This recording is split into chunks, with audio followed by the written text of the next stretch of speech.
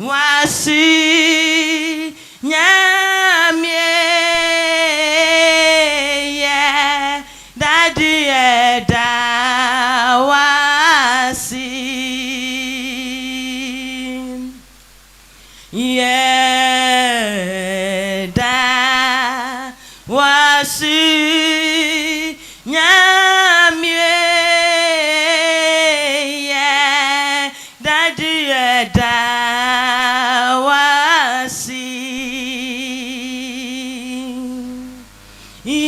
yeah, that was it. Nyamie, yeah, that was it. Nyamie, yeah, Nadia, that was it. Nyamie.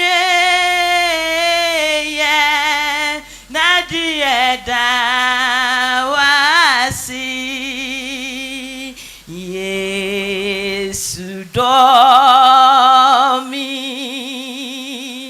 Yesu domi Yesu domi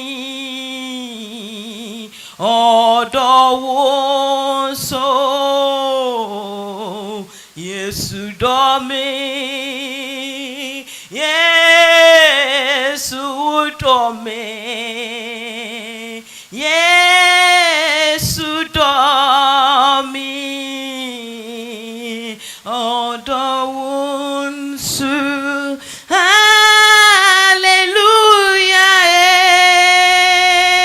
hallelujah Yesu domi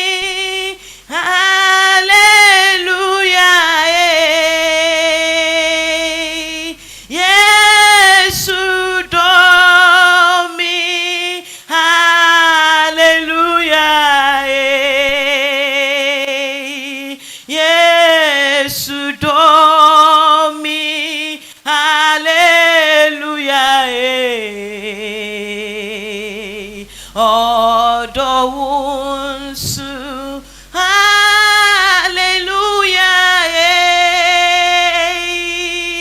Yesu domi hallelujah Yesu domi hallelujah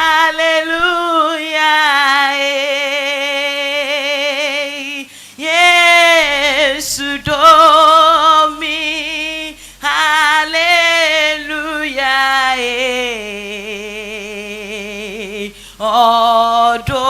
odowunsu oh hallelujah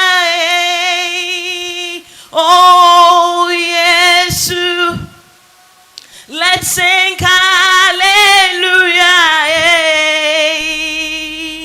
Yesu domi hallelujah Yesu domi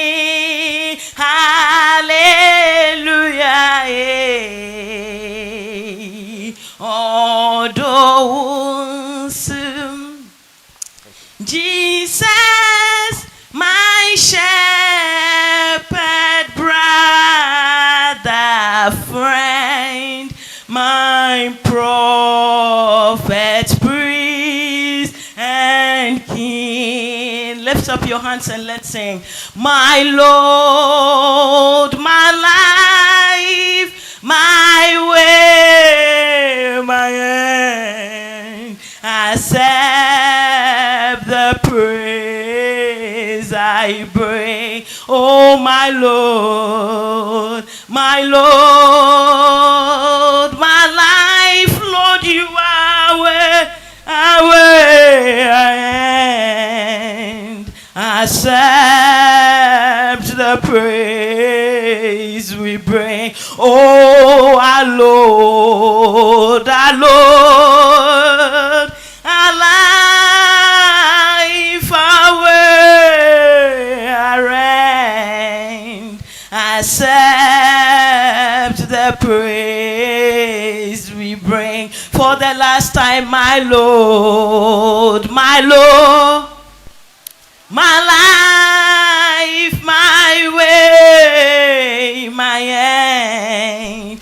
Accept the praise we bring. You want to open your mouth right now and begin to thank God for your life. You want to thank God for this day. You want to thank God for today. You want to thank God for the Aya Women's Conference. You want to thank God for His goodness. You want to thank God for everything that He has done to make it possible. The sponsors, the organizers. You want to thank God for Food Bank. You want to thank God for 10 years in this industry. Open your mouth and begin to thank God. Father, we love on you this morning. We thank you. We glorify your name. You are indeed a good God. Father, we honor you. You are gracious in all your ways. We thank you for our lives. We thank you for the moments we live in. We thank you that you are a good God. We thank you for being marvelous. We thank you for showing us mercy. Of course, it is not of him that goeth or of him that runneth, but it is of you that show mercy. We thank you for making this possible. We thank you for making it possible for us to be here. We commit the rest of the program into your care. We ask that, Holy Spirit, you take over. This is going to be impactful. We ask that people would leave here revived. People would leave here impacted. People would leave here with a sense of purpose. We thank you, Father, in your mighty name. Holy Spirit, we thank you for your presence. We ask that you take over and let your will, nothing but your will, be done today. In Jesus' name, we pray with thanksgiving. Amen. Amen. Shall we appreciate Stacy, please? Oh, we can do better for Stacy. Thank you very much, Stacy, for not making me feel like I didn't go to church today. Thank you very much. We're continuing, all protocol observed. We've observed prayer already, so we're going to get straight to it. It's the Aya Women's Summit 2025, and a quick appreciation to everyone who helped us make this possible. To Goba Kente, Body Rituals, Gemstones, Eventels, Seats and Labels, Selena Seb, Neon Acres, Kenneth Tete, Image Bloom, Omega Verna, Brutal Fruits, Spritzer, they are back there, Lee J Looks, the Underbridge Event Center, and MG Event Home. Thank you so much one more time for your time and patience. We're going to get straight into it. So we are celebrating the strength, brilliance, resilience of women like you. And our very first speaker, we're going to skip our welcome address and go to our very first speaker for this morning. She's a very good friend of mine, someone I admire so much.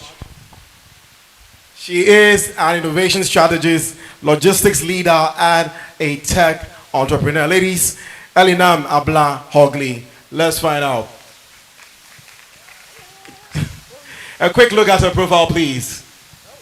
Yes. Ladies and gentlemen, our next speaker, Elinam Abla Hogley, is a dynamic entrepreneur, consultant, Mrs. Tina Dabarechi Osugi is the visionary CEO of Oil and Gas, Kitchen, Logistics, one of Nigeria's leading. She's the founder of Epla Trading, a graduate of the University of Port Harcourt, where she coaches leaders Italian chef on compassionate growth. She has catered through the Epla Foundation. She champions maternal health, plastic waste reduction, and youth development through Tico's Kitchen.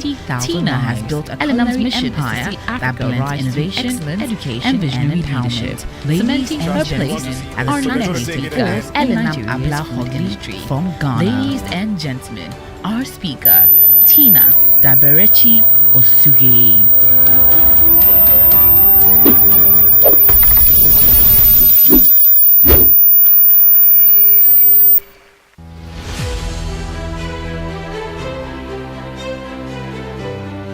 Mrs. Tina Dabarechi Osugi is the okay, so let me do a voice of God from the background while I can and officially introduce the dynamite that is Elinam. So, distinguished ladies and gentlemen, I will get into a quick profile of one of our distinguished speakers, Elinam, and we get into Tina has built a our conversation with her. But before that, education and empowerment. All right, so while we get ready for her profile, profile, transmitted or for while we ladies play her and profile, gentlemen, our Elinam next brings a speaker, unique voice to the Elinam food Abla conversation is a dynamic with expertise in entrepreneur, oil and gas, consultant, logistics, 15 years technology experience, management, cultivation, and oil international and gas, systems. logistics, She offers and big picture strategy. thinking She's the on founder how of Epla innovation Trading and Advice and Limited, infrastructure where she can coaches scale leaders food on business compassionate across growth-driven Africa. leadership. She'll be speaking Through on the the topic Epla Foundation, passion she to champions profit, Martina Dabaretti sustainability, production and is the culinary mission digital development tools. consultant So to one more educate time, ladies, if you Africa. help me welcome Elinam Abla Hogley. With a round of applause, please. Italian Chef Academy. Our next speaker, Elinam Abla Hogley. I am certain you can do better with the applause, please. One more time. Thank you.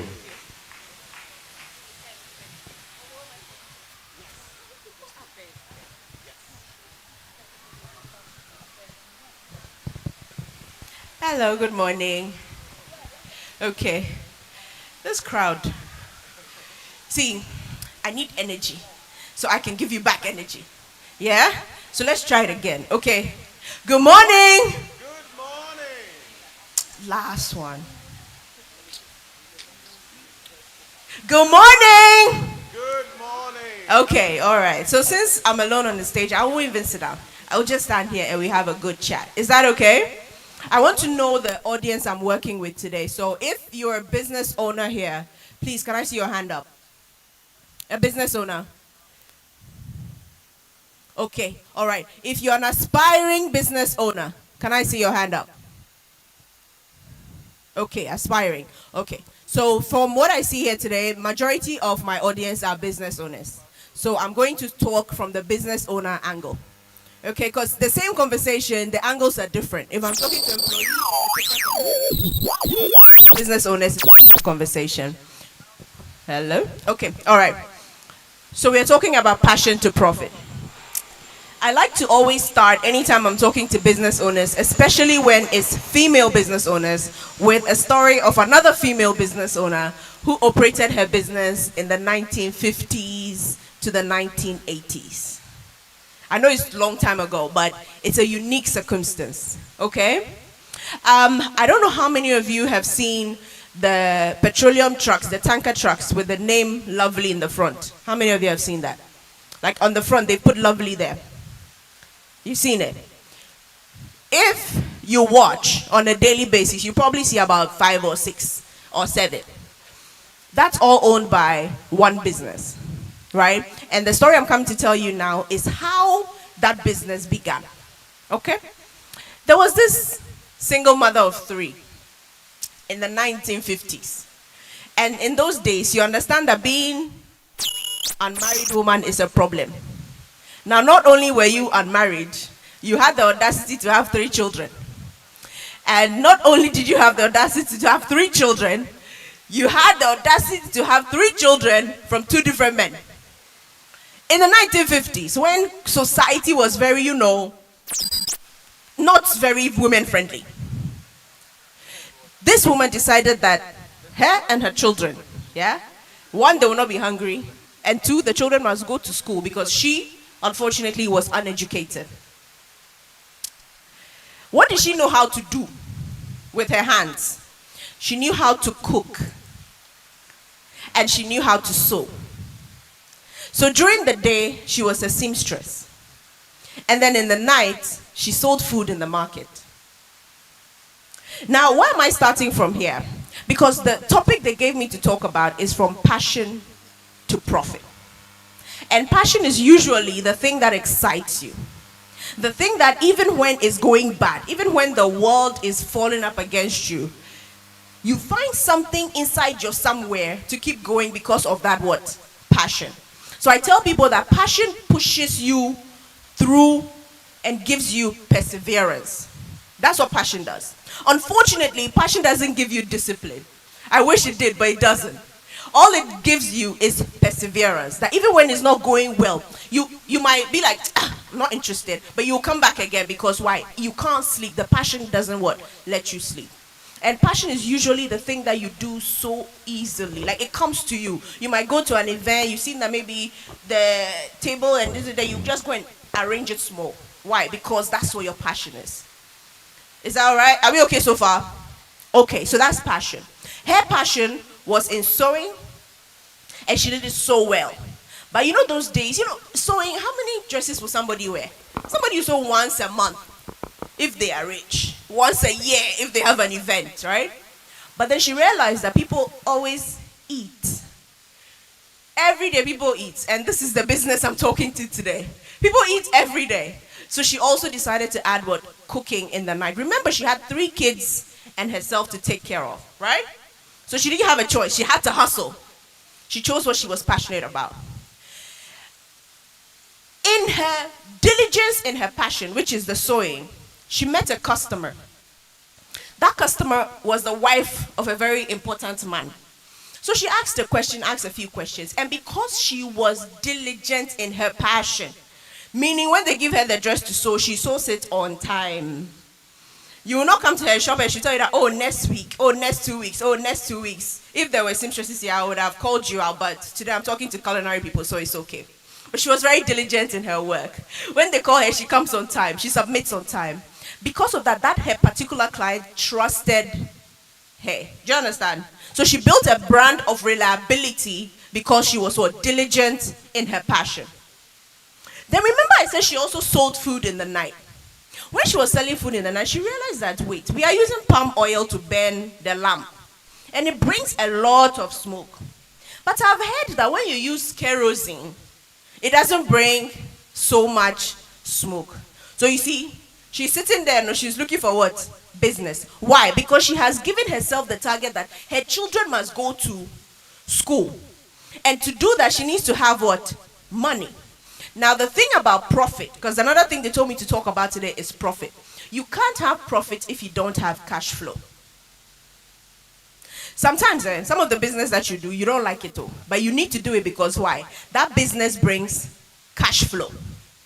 Cash flow is like the blood of a business. If you have a fantastic idea and your idea is not selling to bring in cash, you are bleeding. And imagine if somebody is bleeding over here and we are not like giving them blood. What will happen? They will die. So a lot of business owners, you start, maybe you have some 10 Ghana, some 10,000 cedis or some 20,000 cedis you want to use to start a business. And you really do use it to start the business. But the business is not bringing cash flow. And every month you are removing from your pocket to support the business. Remove from your pocket, support the business. Guess what's going to happen? Pocket's going to run dry. When the pockets run dry, what happens? The business collapses. So remember that I'm saying, from the passion side, it's what you do effortlessly that you can keep going. But to get to the profit side, you must have what? Cash flow.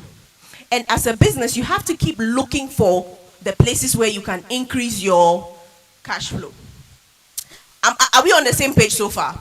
I've not confused anybody. Okay, good. All right. So then she realized, these my fellow marketmen in the market, if I can solve this problem for them, I will make more what? Money, meaning more cash flow. So she goes to this her client. Remember the one I said is the wife of a very important man. Guess who she was? She was the wife of a man who sells petroleum products. And what did she need? She needed kerosene. So she goes to her and she's like, please, I need you to help me to talk to your husband to let me buy some kerosene. I will pay. But I need it for something. Those days, you can't just go and buy kerosene. You understand? You need connection. It's just like today. Everything, you need connection. So then the wife talks to the husband. Why was she comfortable to talk to the husband? Because this woman was diligent. There was no day that they said, bring me this dress, and she was giving unnecessary excuses. Do you understand? Are we clear so far?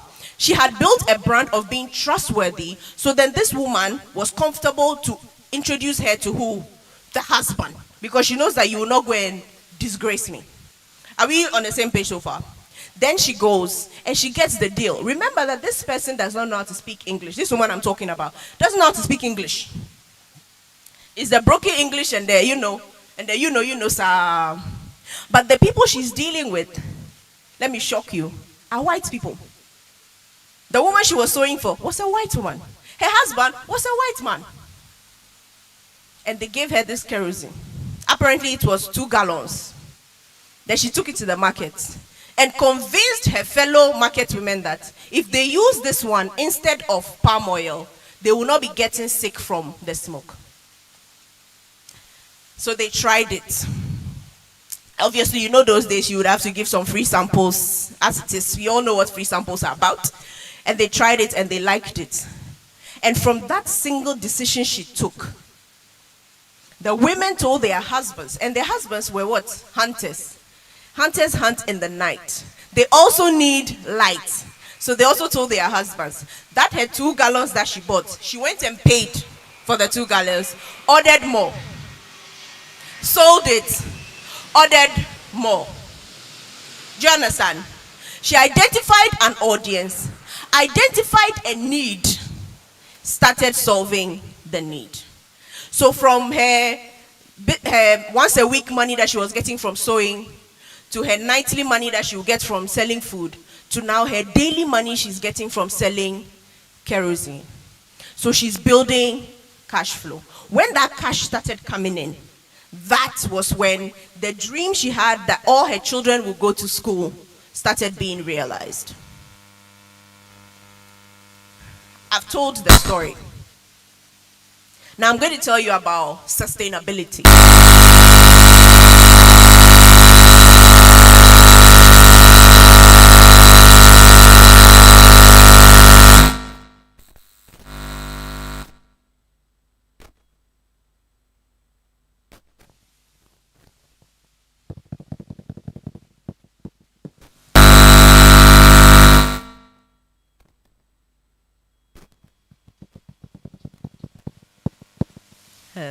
Hello.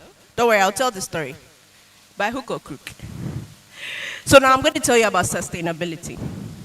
Sustainability is the ability of the thing that you're doing today to be able to be done tomorrow.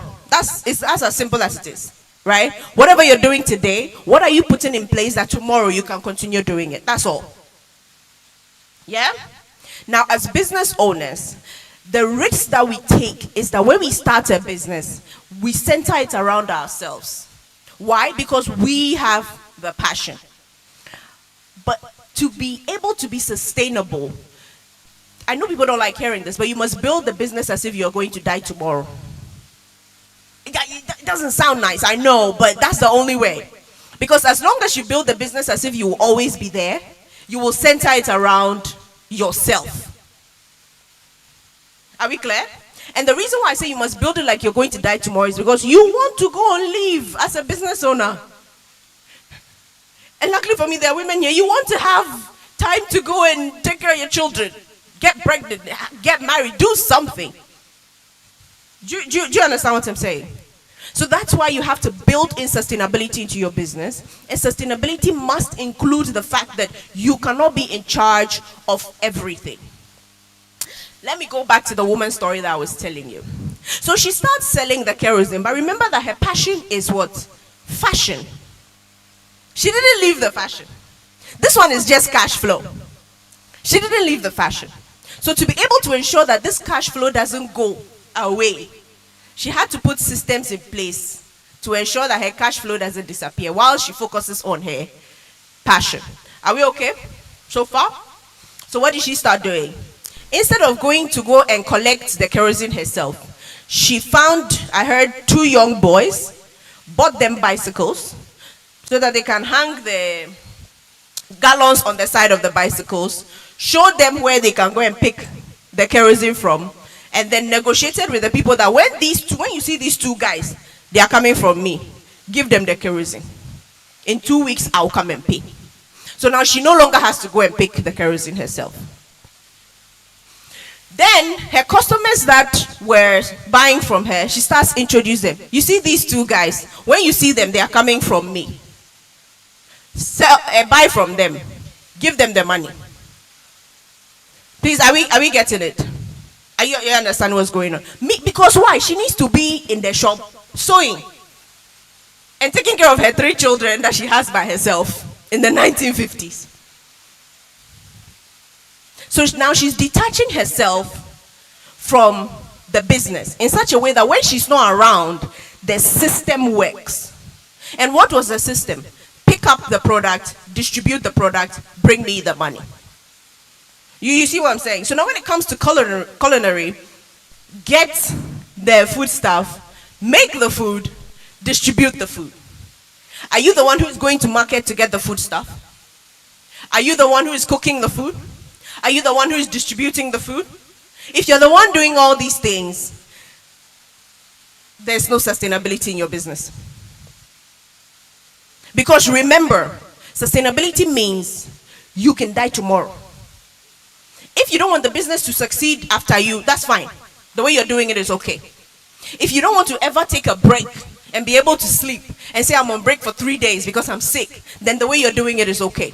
But if you ever want to take a break, if you ever want to be like, this week I'm not for it, I have a headache, my period is here, I can't deal with it. If you ever want to be able to do that and your business still continues, then you must start detaching yourself from the core activities of the business. Are we all right? Now remember that I said this is her cash flow machine. Can I tell you that in about 3 years, that cash flow machine was making her more money than all her other business combined together? To the extent that the food now, she stopped selling the food. Because she needed to be there in the market to sell, she stopped selling the food. She focused on the sewing and this one. Now those 2 boys that she got that were riding the bicycles, they kept growing the business with her. Then she was able to buy what? A pickup. Yes, they bought a pickup.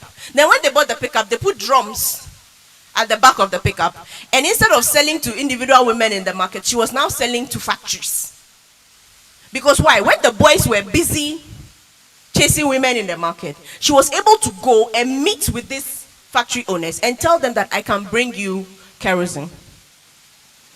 Do you understand? Like she freed up herself as a business leader to be able to expand the business. She wasn't worried about operations because she has set up operations properly. And that's the other thing that happens with you. If you're the one going to the market, you're the one cooking the food, you're the one distributing the food, what time will you have to go to companies and be like, oh, this is my food, this is what I can offer you, this is my brochure, this is what I can do for you? What time will you have? You understand? As a business owner, your job is to ensure expansion and growth, not to be chasing operations. Have I lost you? Are we on the same page? Is it going? Okay. So your job is not to be chasing operations, it's to be doing what? Growing the business. Yours is the forward. Where are we going tomorrow? Then your team is the making sure that we are still generating what? Cash flow. Please, if you don't remember anything from today, remember cash flow. Because you see, without cash flow, nothing works. You can't pay people, you can't buy things, you can't supply services. True or false? So please, without cash flow, nothing works. So always take care of your cash flow machine. Now you would say, Elena, but what if I leave them? Ghanaian workers. I'm not asking you to trust the workers. I'm asking you to trust your system. Now remember the story I told you about this woman. She went to the supplier and told the supplier, when you see these 2 boys, they are from me. Then she told her customers, when you see these 2 boys, they are from me. So the supplier is telling her that we've given your boys 6 gallons in the last 2 weeks. So if 1 gallon equals 1,000 cedis, 6 gallons is how much? 6,000. So my 2 boys, where's my what? 6,000. Is it clear? Is she ensuring her cash flow is coming in? But is she chasing customers up and down? Do you understand what I'm saying? You've done your menu for the week. You know that this menu, at the end of this week, I want to sell 100 packets. The 100 packets is supposed to be 12,000 cedis. So between the supplier that supplied the items to you and then your sales team, all you are looking for is 12,000 cedis. At the end of the week, where is my 12,000 cedis? Please, are we clear?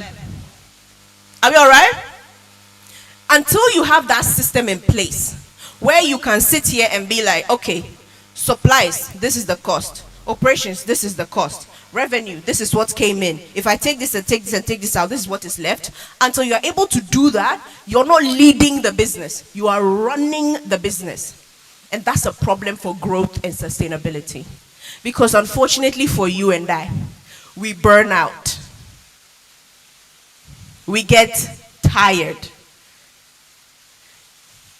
Are we okay? So now let me move the conversation into how to manage your team, which is the last part they gave me for digital tools. The first digital tool I'll tell you about, which is something so simple, everybody has it on their phone. WhatsApp. WhatsApp. Unfortunately for this woman's story that I'm telling you, she didn't make it into the technology era. Remember when I said manage the business like you will die tomorrow? Unfortunately, that woman is no longer with us. But remember when I said the lovely trucks that you see every day? That is the result of her business. That she's been dead since 1999. And today, on a daily basis, there's about 40 of those trucks on the road. Do you understand what I'm saying? She's been dead since 1999. But today, in 2025, on a daily basis, there's about 40 trucks on the road selling petroleum products because she, in 1950, set up a system that allowed this thing to continue outside of her. Are we okay? Are we okay so far? The digital tools I'm coming to talk about right now, especially the WhatsApp, you as a business owner, let's separate your business into three: the raw materials, the operations, and the revenue. Are we okay? Let's keep it simple because I don't have a whiteboard here, so I can't write anything. There must be a page for the raw materials. There must be a page for the raw materials. Yes? And whoever is involved in getting those raw materials must be on that page with you. You must have an idea of what you're going to do for the month. I would technically say for the year, but because, again, I don't have a whiteboard, let's just for this month. This is our menu for the month. This is what it requires to be able to prepare this thing for the month. Are we all right? Then we need to set a goal. We want to make 500,000 cedis this month. I know it's a big money, but you people, your business, you make a lot of money. So let me go high. We want to make 500,000 cedis at the end of this month. We work Monday to Saturday. So Monday to Saturday will be about 24 days. If somebody can quickly help me and divide 500,000 by 24, I'll be glad. Can somebody just help me out? Divide 500,000 by 24.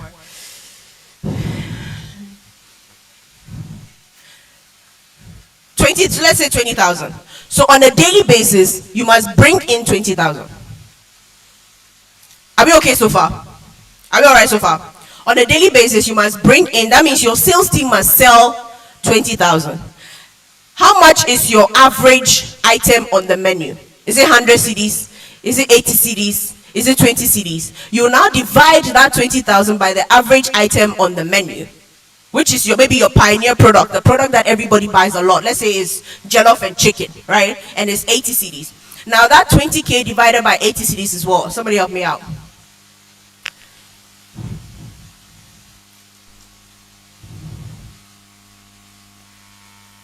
Jesus.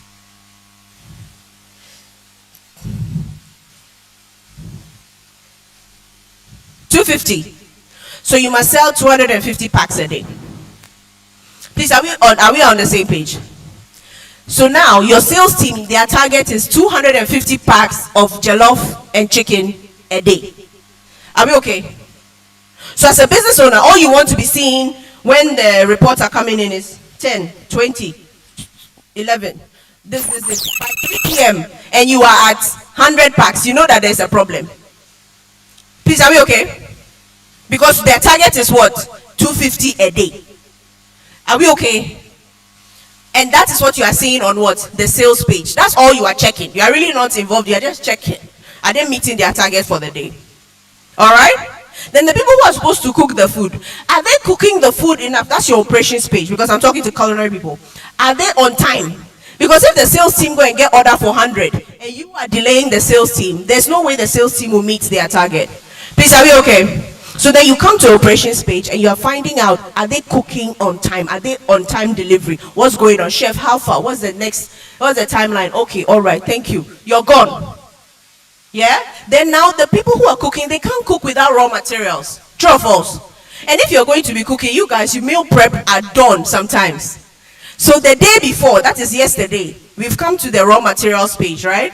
The raw materials page, this and this and this is what the kitchen requested for. Have you supplied it? Because you should have supplied by 7 p.m. today. For them to be able to prep at dawn, for them to be able to meet 250 at the end of the day. So you see how it works. You must determine the goal, what you want to achieve, then we work backwards. Let's say you want to sell 100 packs of food a day. We must know how long it will take to prepare the 100 packs of food. And then we must know the raw materials it will require to prepare the 100 packs of food. And then you put the money involved here to be able to get the money at the end. And this is just WhatsApp. 3 different WhatsApp pages, and all you are doing is checking on their goals.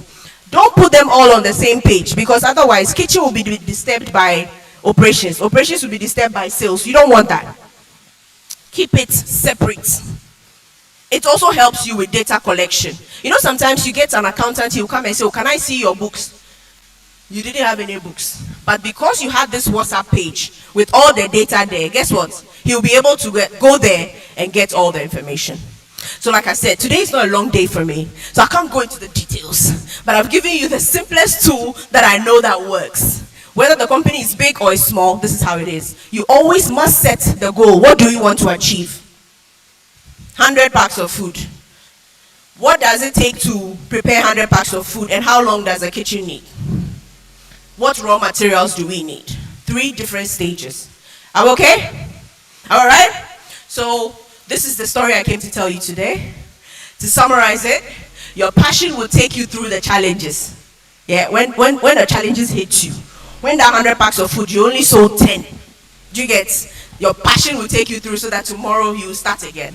And then your cash flow will keep you going. Please don't forget cash flow. You can be cooking, but maybe the people that you're cooking for, they like ordering juice with the food. You start what? Selling juice. For what?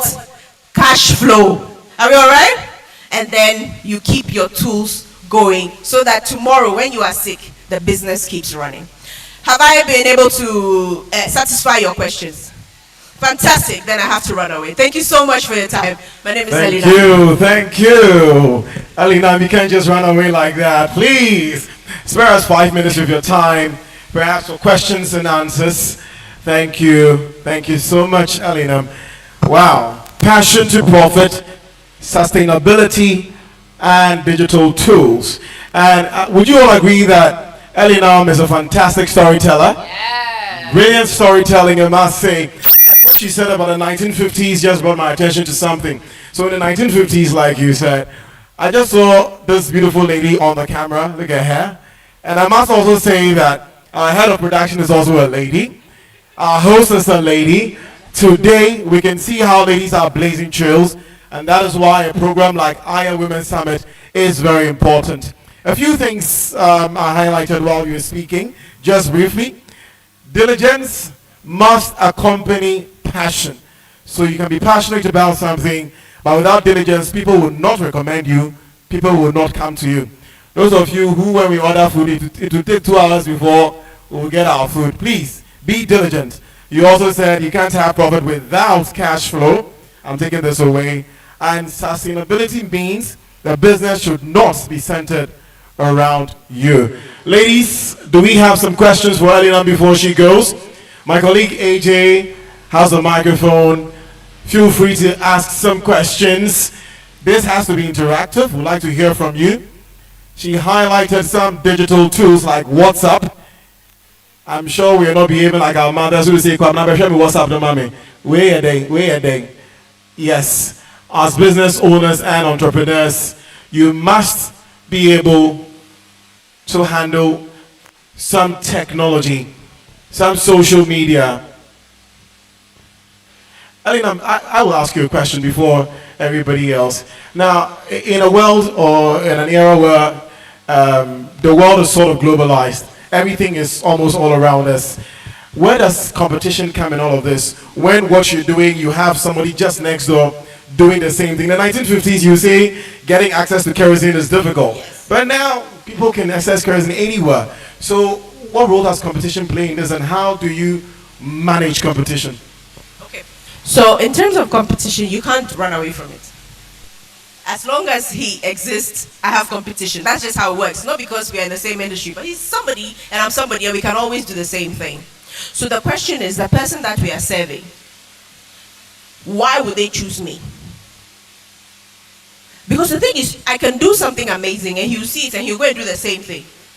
So even my innovation, my fantastic ideas, everything, it can be copied. The world is so fantastic nowadays, anybody can copy you. Some of them, you don't even know them. They saw your advert on social media, they copied you. They've never seen you before in their life. But the question is, why will the customer keep coming back to you? And that is something we call retention, customer retention. Getting a new customer is very expensive. But retaining an old customer, it has to do with the service that you give the customer. And just like he said, some people might think, oh, no call. But that's the thing, don't come back again. You have to go and fight to get a second customer. So the question now is, how do you keep the one that comes? Because if you keep keeping the ones that come, then you realize your customer base is growing. But if you keep getting new customers and they keep going to your next person because your service is bad, or something about you doesn't sit right with them, then you have a big problem with competition. So in as much as competition exists and you can't do anything about it, your job is to ensure that when somebody tries you, they don't go away. Do you understand? And those things, they are soft. They are not the main things. It's not the discounts. It's not the sales. It's the way you make them feel when they experience you.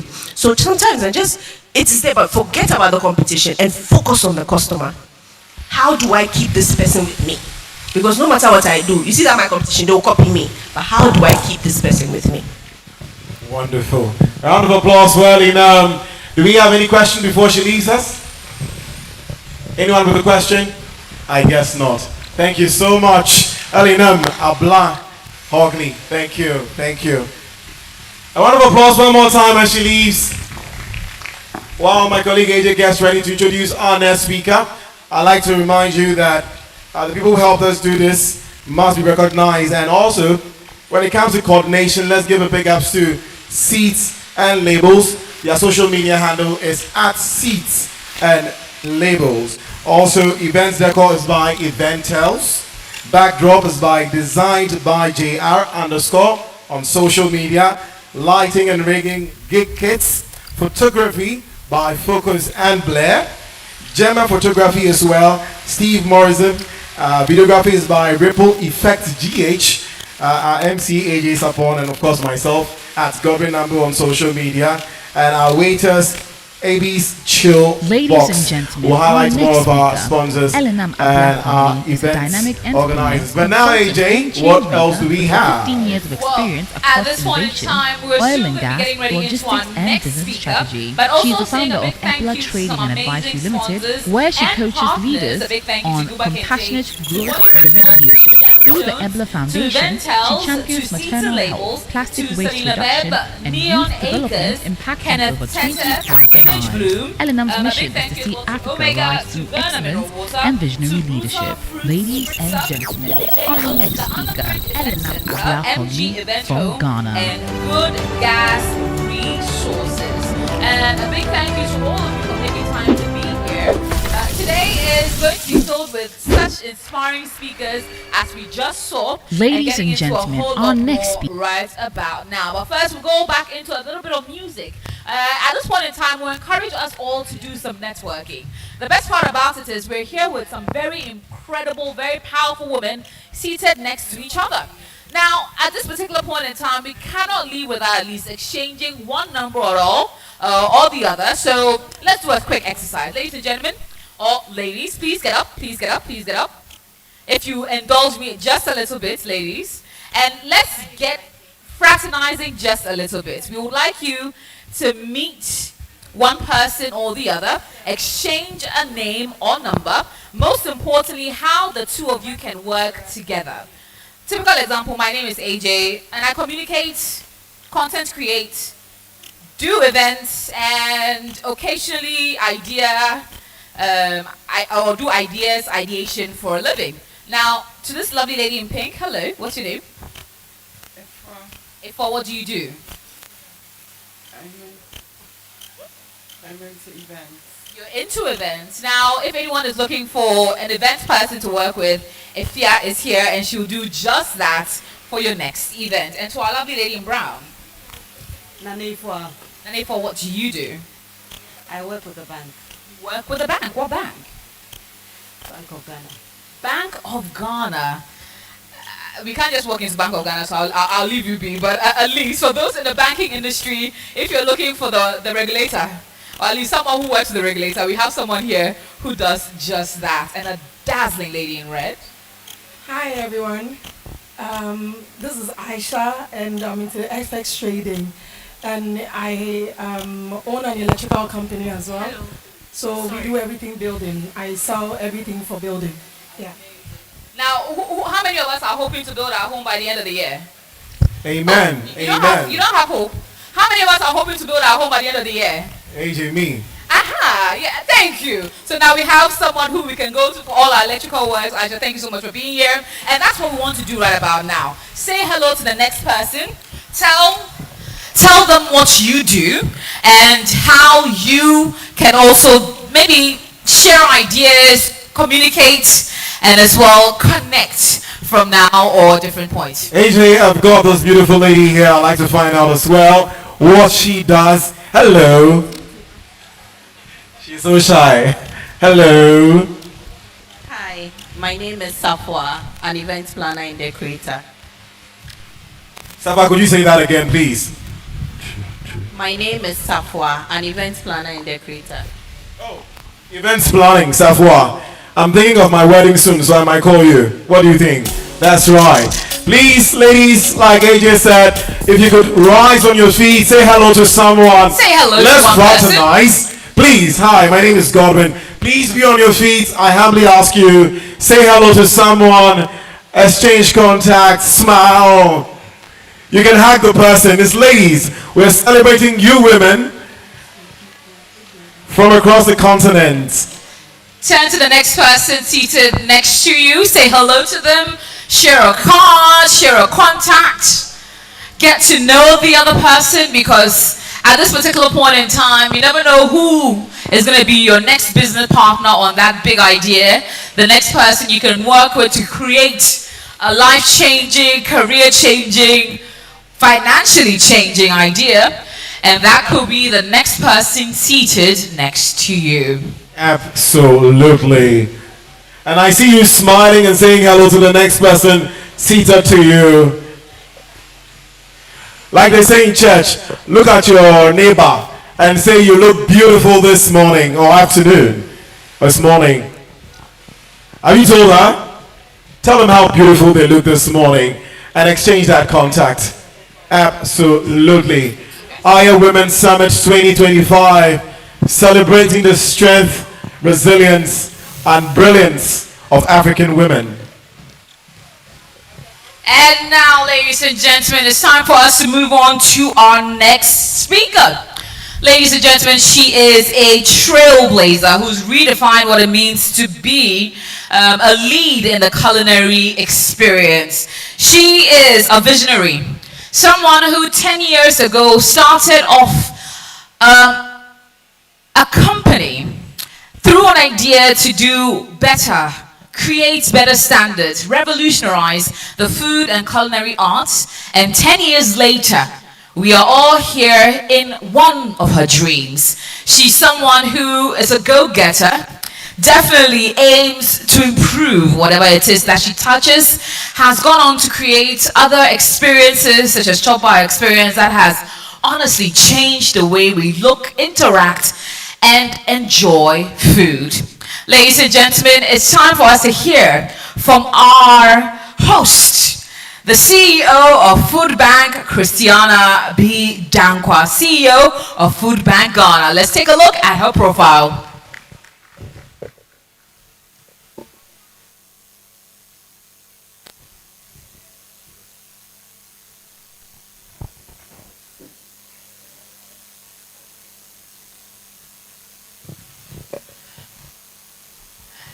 And yes, so we will get into her profile very shortly.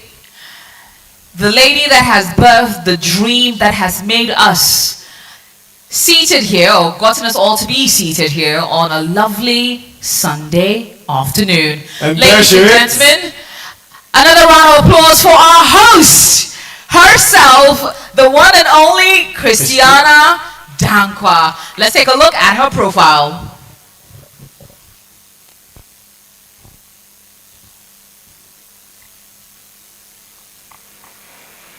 Okay, ladies and gentlemen, she's here with us. Getting her on stage is the one and only Christiana.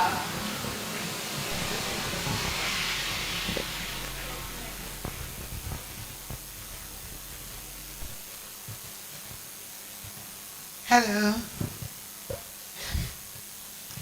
Good morning, everyone. Nananum. I'm a little shy, forgive me. Ladies and gentlemen, good morning once again. Thank you all for honoring me today and making time to be here to celebrate Food Bank at 10 and women across the globe. Thank you. God bless you. As we all know, my name is Christiana Dankwa, and I would like to read a short note. Welcome to the Aya Women's Summit 2025, a heartfelt celebration of strength, sisterhood, and the power of food to connect, uplift, and transform. 10 years ago, I began a journey rooted in purpose and purpose. From kitchen to communities, from local buffets to national stages. Today, that journey has blossomed into more than I ever imagined. And this summit is my love letter to every woman who has dared to dream, dared to build, and dared to bloom. Aya, our guidance symbol, stands for endurance, resilience, a quiet, steady strength that refuses to break, no matter the storm. That is who we are. As women in food, hospitality, culture, and business, we carry stories, traditions, future in our hands, and we do so with grace, grace, and generosity. This summit brings together women from Ghana, my motherland, Nigeria, our cousins, Cameroon, our loves, and then the UK, and beyond.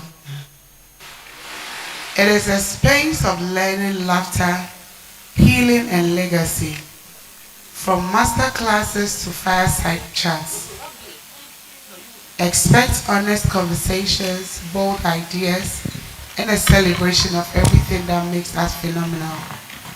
Thank you for walking this journey with me, whether you are on stage, in the audience, or behind the scenes.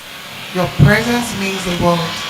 Let's feast, feel, learn, flourish together. With deep love and gratitude, I am an Aya woman. Thank you. Thank you very much.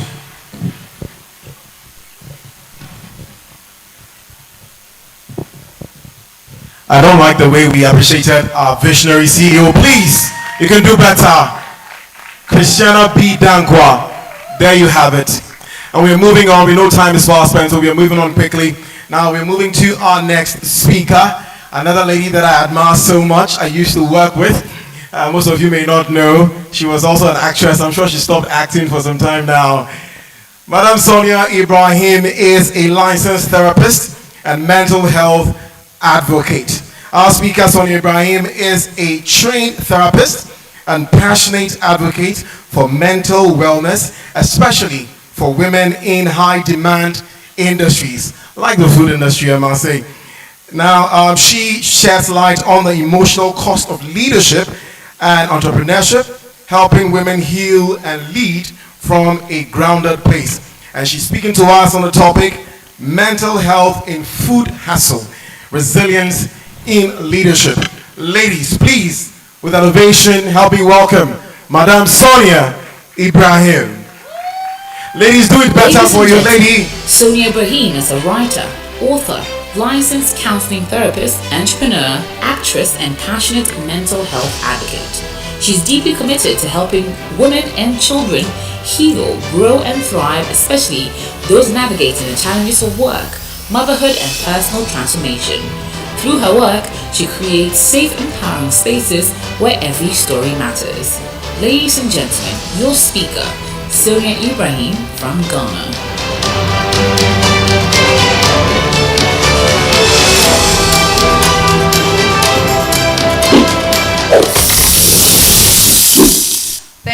Thank you. Good morning.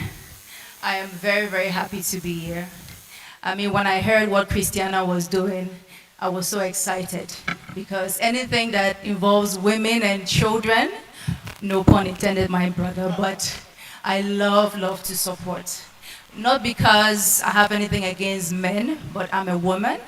I was raised by a single mother. I have 2 beautiful sisters, and I'm also a mother of 2 beautiful daughters. So I understand what it is to be a woman trying to make a name for herself and to break the barriers. And actually, even though we try to stand out, I like to not fit in or stand out. I like to make a name for myself. So I'm very happy to be here. And I know I'm supposed to speak on food, how to handle your emotional well-being through food, or being a food into culinary. Yeah, but I want to make it broad because even though we all have our personal lives, our daily lives do affect us in one way or the other. That reminds me. So years ago, I was at a dinner event with my 2 sisters. So I'm the second. I have a sister, Juliet Ibrahim. She's the first. I'm second. There's a boy after me. And then we have a last girl, Nadia. So at the event, you know the usual question when you meet someone, like right now, I might meet you, you ask me, oh, where are you from? What do you do? Usually I feel like we do that to size people up, to know the level of respect to give them, which is okay, but I'm not like that. So this guy asked me, where are you from? I went on to say where I was from. And then he said, oh, what do you do? And usually, this is like about 7 or so years ago. In that moment, I had not defined myself like the way he introduced me. I didn't have any titles. I was just a young girl trying to make life for myself. And then, so I told him, I said, oh, I've been, doing businesses. I work, but I've not really done anything, with a title yet. But I'm getting there. And then he went on saying, stuff like, oh, it's okay, I understand. You mixed race. Most times, unfortunately, these white men come to Ghana, they come to Africa, they get, these women, black women pregnant, and then they give birth, and then, and you end up being just, on the streets and all. He said a lot of things, not to go there. And in that moment, my younger sister, you could see she was boiling up. Like she was just like, what's wrong with this guy? I was just smiling. And those who know me, knows me, it takes a lot to get me angry. But that doesn't mean I don't get angry. When I get angry, I get angry. So I just smiled. And then in that moment, my younger sister said, excuse me, why are you saying all of this when you don't even know my sister? He said, oh, I'm just saying, based on facts. And then she said, you see this woman right here? She dropped out of school to make sure that my younger brother and I go to school. She had to work to put us through school. And when I completed my university, she also had to get me a job to work. She has been taking care of me and my younger brother all these years, so she never had the time to look after herself. On top of that, I also had my first child when I was like 20 years old. So it became another job for me. Now I'm not only taking care of my siblings, I'm taking care of my own child. So I never had time to do anything for myself.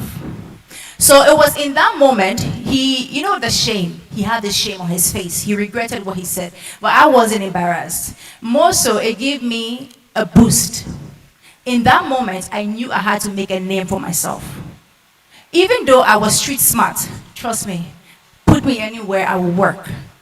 I can braid, yes. At the age of 18, 19, my sister and I had a salon in Osu, Akwaje Park. We used to braid hair. I can fix nails. Cooking, yes. I did cooking. I bake. I do anything to hustle. I once worked as a security woman for the company SafeTech, something you all might not know. I used to open and close doors, like what they are doing out there. You're welcome, come in. I did it for like a year, but I stopped years ago. So I grew up on the streets. I knew how to hustle. But when it came to events where I had to make a name, I can tell anyone I'm a hustler. I knew then I had to do something. And that was why I went back to school. Yes, I went back to school when I had my second child. She was only 2 months old. And I used to go to school, whilst at the same time working. I officially started a business. That is a gift shop. Aside that, I was doing the catering with my mother, because she also cooks, Auntie Lizzie Catering. Again, back then, like what my fellow colleagues said, there was no internet. Everything we did, we had to do it on our own, by walking our feet, going to offices, going to people and telling them, this is what I do. Now it's easy, because social media, you just do a flyer, everyone knows what you're doing. So we had to go out there. I also went into events, like what my sisters there said. I did events here and there. All of this, I didn't go to school for it. But when I finally decided to go into mental health, to get some licensure, by the way, I'm licensed by the Ghana Psychology Board, it wasn't easy. First of all, coming from a background, not having any degree or whatsoever, no certification, you had to work to earn it. They don't just give you a license like that. So I went back to school. I did it for myself, to be someone and have a name. Fast forward, not to go into all that, one thing I learned is that nobody will believe in you if you don't believe in yourself, no matter what you want to do. Whether you succeed or quit, life still goes on. People will still live their lives. Nobody is waiting for you. I know most times we live for the applause of people, but believe it or not, those you see hyping you on social media or whatever, they don't really care. It's on you. You are the only one who can make a name for yourself. So whatever business you are in, whatever it is you're doing, do it with that passion, like my sister said. Go after it. You are mothers, you are women, whether you are wives or not, or a single mother or whatever it is, make a name for yourself. If you have sisters, encourage them. Gather together and help each other as women. Back in the day, we all know that women, our places were to be in the kitchen, in the home, and that's it. But now we are changing things. Women are standing up for themselves. They are changing the narrative of where women should be. So do that. Before I go on, I have some few tips, not to take much of your time, if that's okay. I have some few tips on how to handle the pressure of your personal life and as a working woman. Because I know it's not easy, like what she said earlier. Some of us might have children. You have to put your children first. You have to do everything else. Sometimes you neglect yourself and you forget yourself that you too, you are a human being. You have a life and you have to do something. So if you don't mind, I can share that with you.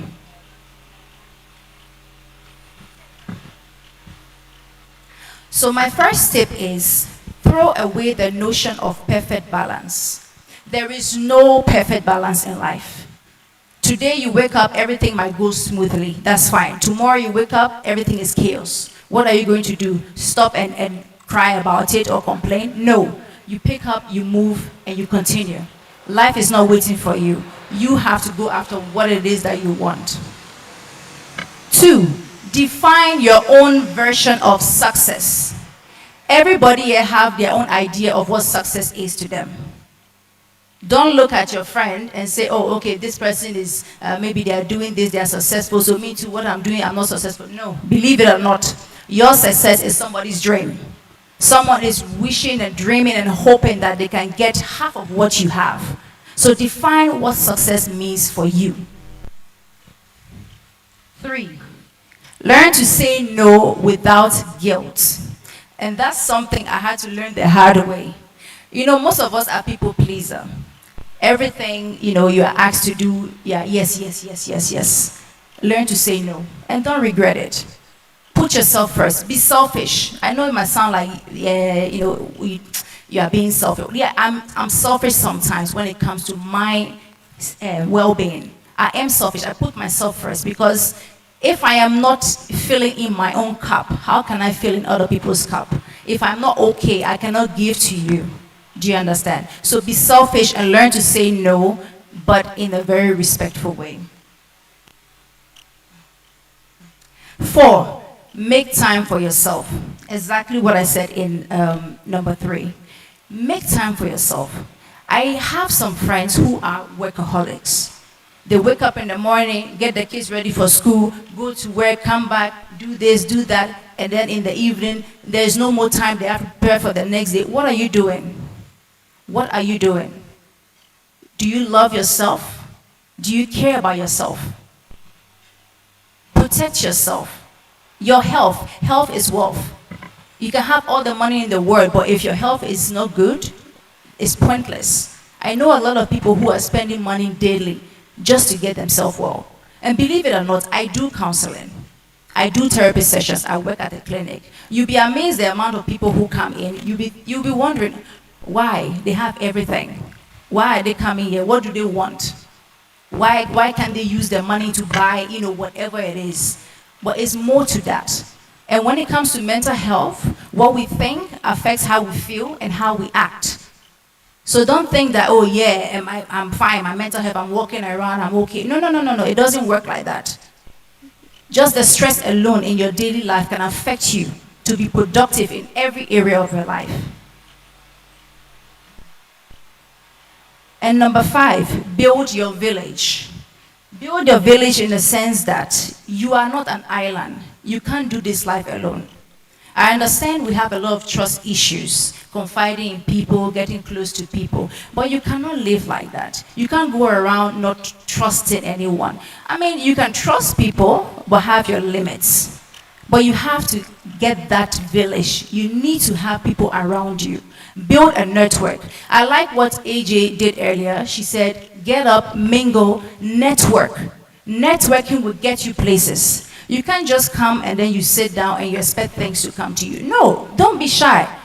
Go out. Oh, okay, I'm here. Hi, how are you? I do this. You don't know. You might meet someone who can help you with whatever it is you're looking for to do. So network, build that community. And then 6, set boundaries, whether at work or home. I know we use this word a lot, boundaries, boundaries, boundaries. People don't understand. But the thing is, setting boundaries doesn't mean that you are cutting off people. You're just letting people know that this is where I stand with you, or on how far I can go with certain things. And I will appreciate it if you do not cross that line with me. Whether at home, sometimes we have parents, let's believe it or not, we have parents who can stress us. They always want to go overboard with certain things. They want more from us. They are taking, and then we end up, you know, being like, oh, forced to do certain things. No, set boundaries with them. I love you, you are this, I care about you, or I want to work with you, but I cannot do this beyond my limits. So set healthy boundaries. And then 7, be kind to yourself. On days that you feel that things are not going well, be kind to yourself. Again, it is you, yourself. Nobody is there for you. You might have family there supporting you. You might have friends or colleagues, but at the end of the day, it's you. Sorry, but when you die today, the world still moves on. Nobody is, they'll cry for a while and that's it. Everybody moves on. And then number 8, celebrate your small wins. No matter how big it is, no matter how tiny it is, celebrate. The fact that you are waking up in the morning and you are going to work. You even wake up, you have food to put in your mouth. Celebrate it. Believe it or not, there are people who are struggling to get out of bed. I had a 24-year-old client, young, beautiful girl, has a good job with a 4-year-old son. And this girl messaged me at 11 in the night. Madam Sonia, this is it. I'm ending my life. I can't go on again. And I'm sitting to myself, you have a good job, you have family, you have a son. Why would you want to kill yourself? It's something that nobody will understand. But that willpower that you have to go to bed knowing that you're going to wake up in the morning and you continue your day, celebrate it. Because it's not everyone that is privileged enough to have that. A lot of people are struggling with things. Believe it or not, we are all sitting down here today looking beautiful. But at the end of the day, when we go home, we're on our beds. Only our pillows know what we're thinking about or what we are going through. It doesn't mean that we have to walk around with our problems on our foreheads.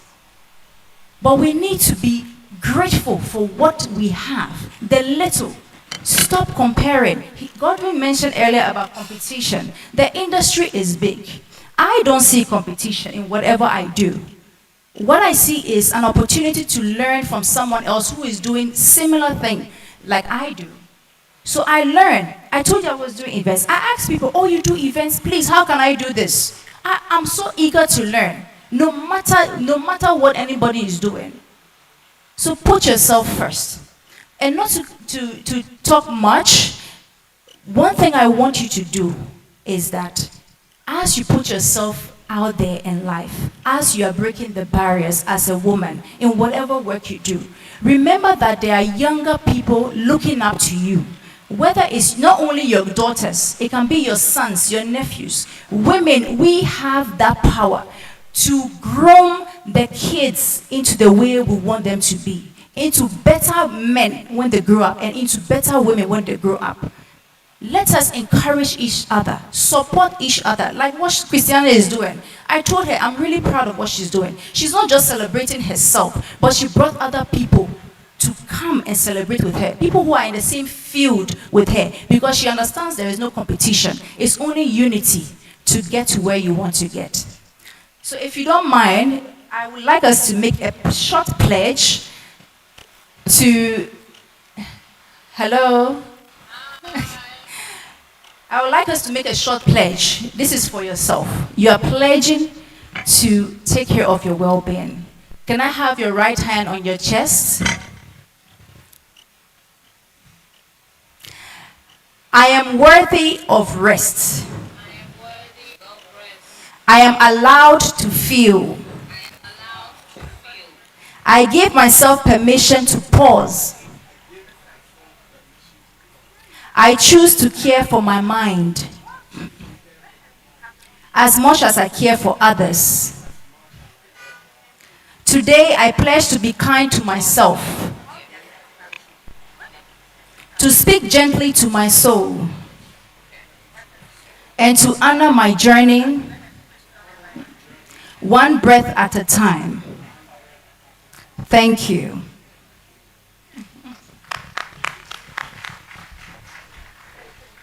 Wow. Ladies, one more time for Sonia Ibrahim. My goodness. 7 points. 1, 2, 3, 4, 5, 6, 7.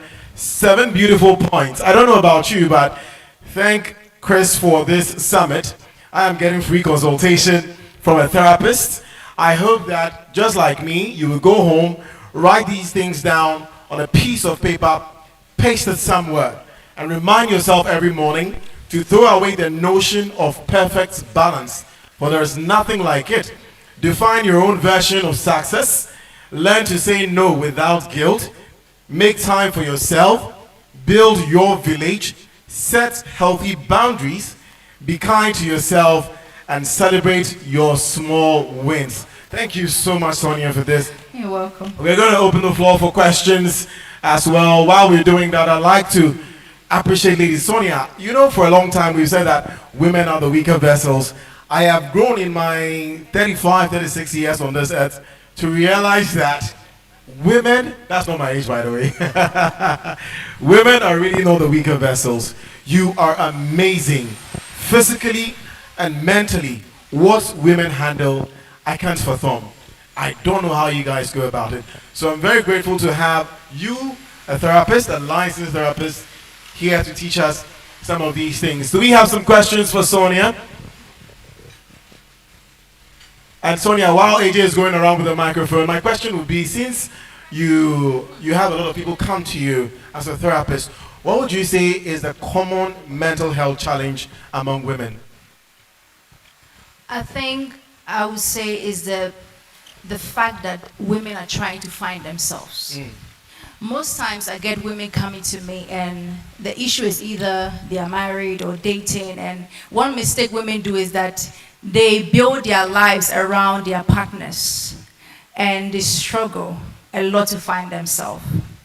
I always tell women, when you're getting into a relationship or whatever it is, you are your own person first. So when you meet your partner, it's more like an addition. The two of you are coming together to add to each other's lives. So most times when they come, it's either they are lacking that self-love, self-confidence, and their identity.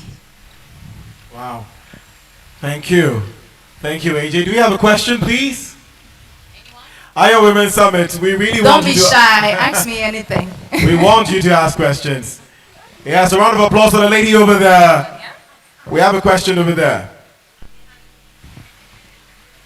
Hi, my name is Anne. I'm an accountant and a chef by profession. So my question is very simple. You spoke about we taking breaks sometimes. Sometimes, maybe as a case or something, you might be going through something and you're not able to work at that moment. And you know, your customers don't really understand, like they don't know what is going on. And you also can't really open up and tell them what is really going on. And at a point, they feel like you are not too serious with your business because you are not being consistent. But you are going through something and you need to take breaks. So at that moment, what do you do? Do you have to open up and tell them what you are going through? Like, what do you do at that moment? Thank you. That's a very good question.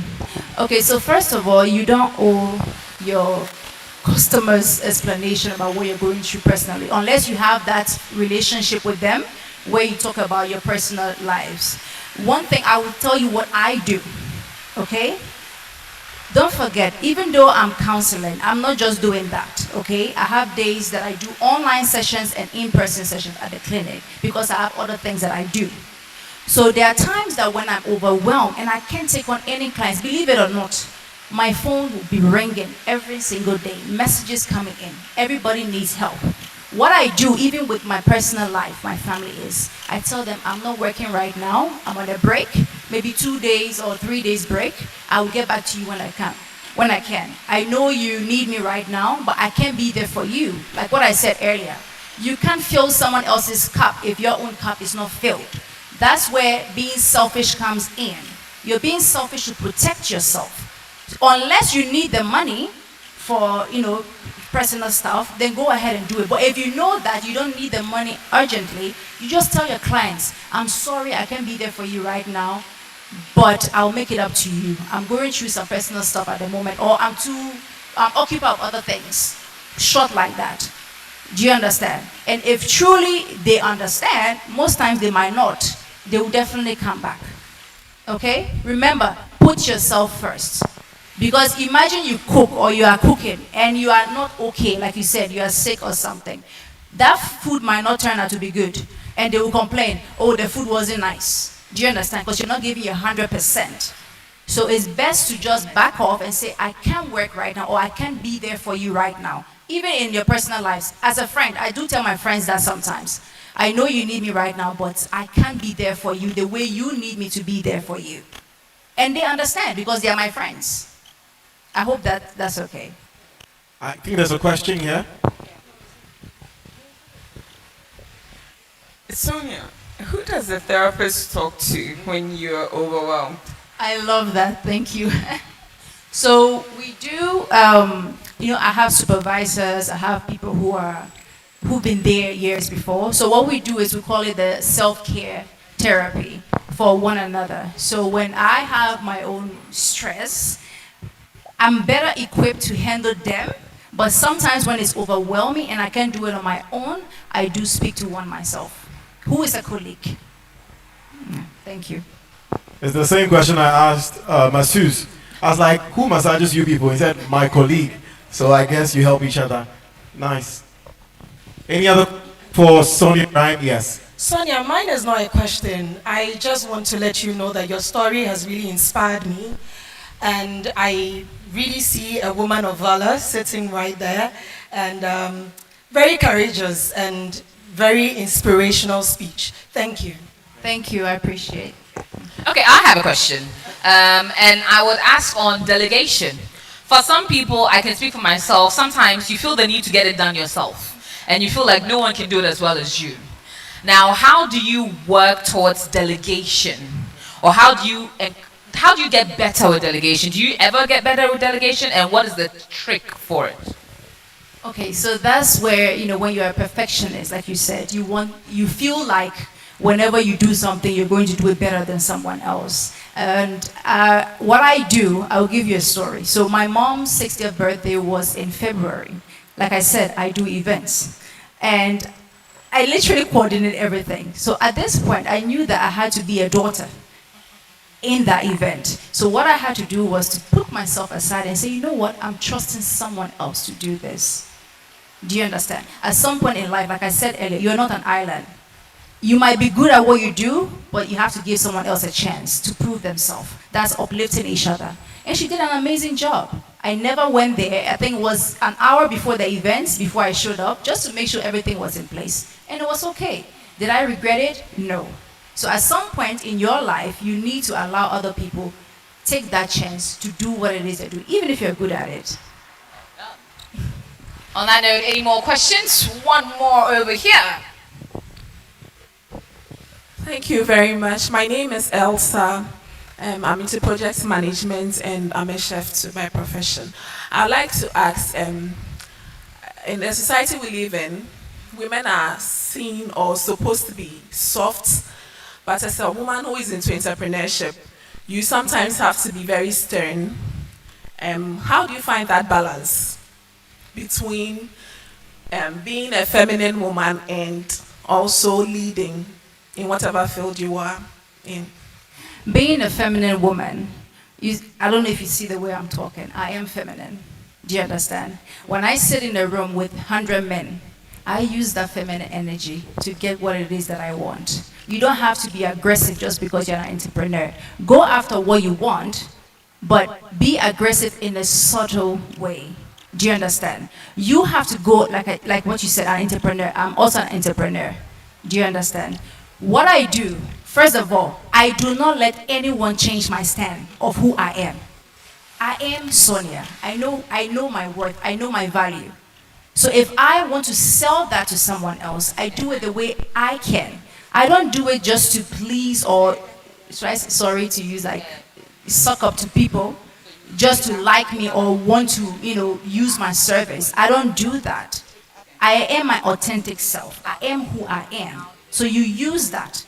And again, you mentioned how, you want to balance that being a feminine and all that. You can still be a woman and also dominate in the entrepreneurship world.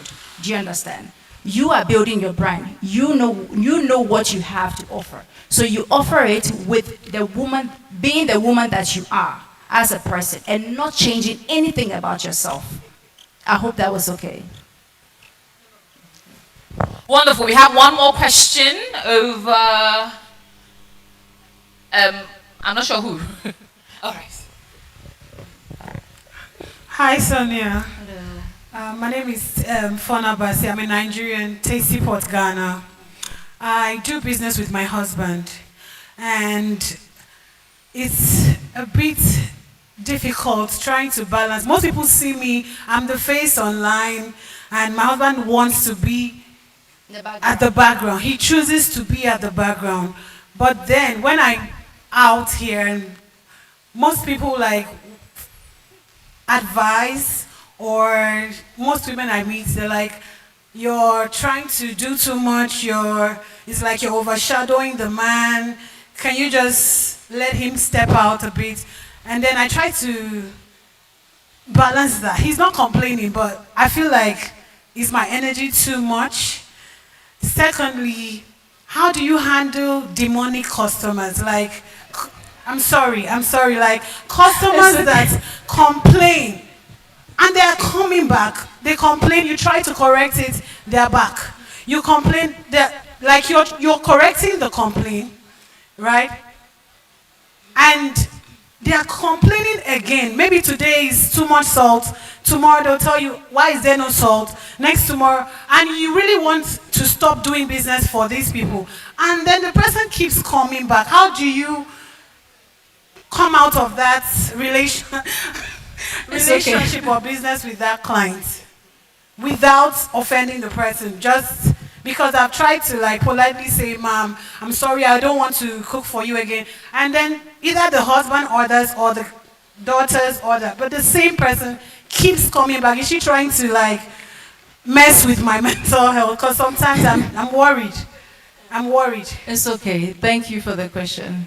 Okay, so for the first one, you mentioned that your husband doesn't have a problem. He really doesn't. Good. So I don't see why you should worry about what other people are saying. I know it can be a bit hard, but you need to understand that in life, whether you do good or bad or whatever you do, people are still going to complain. That's the cycle of life.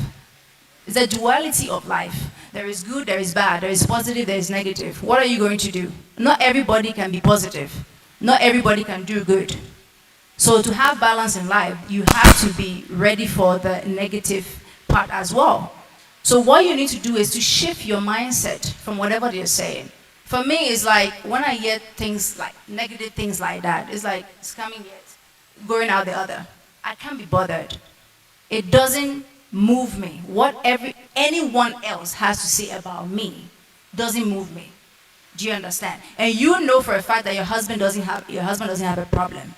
And you enjoy what you're doing. Don't hold it back. The more they talk and they complain, keep doing. They're going to talk nonetheless. And even if you stop and now he's coming forward, they might even say, oh, why is this man just doing this? Do you understand? They will always have something to say. So you need to find a way to not let whatever they're saying affect you. Remember, you have the power to control your life, no one else. And then the second one about our demonic clients. Unfortunately, we all have clients like that. Believe it or not, there are some clients who come to me. I don't want to counsel them. I don't want to have session with them because it's draining. They take away your energy, and I understand. But one thing I have learned is I have a lot of patience. I have a lot of tolerance, and it's something I had to build over the years. And not a lot of people have that. I'm the kind of person, you insult me, you shout or whatever it is, I'm sorry. You're right. It doesn't mean that you have taken that power over me. I'm only doing it to protect my own peace at that moment. But don't get me wrong. There are some boundaries when you cross. I will cross it with you.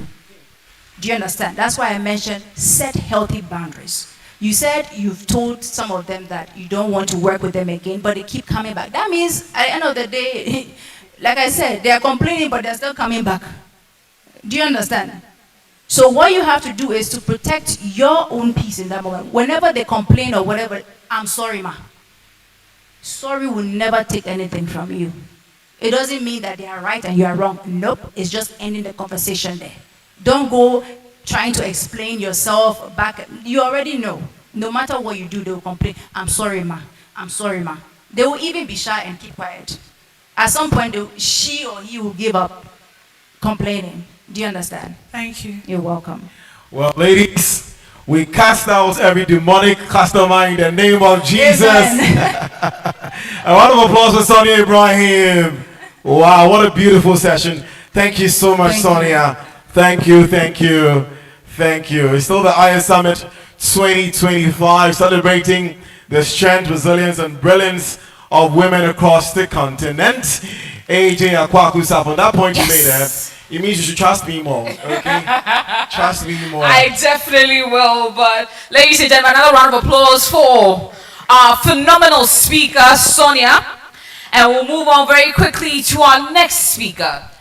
This is a two-part conversation, and we'll start it off now with an introduction of her and her profile. Ladies and gentlemen, our host is about to take over and speak on home cook economics, catering as a calling. Ladies and gentlemen, our host profile, please let's roll it for Chef Christiana Dankwa.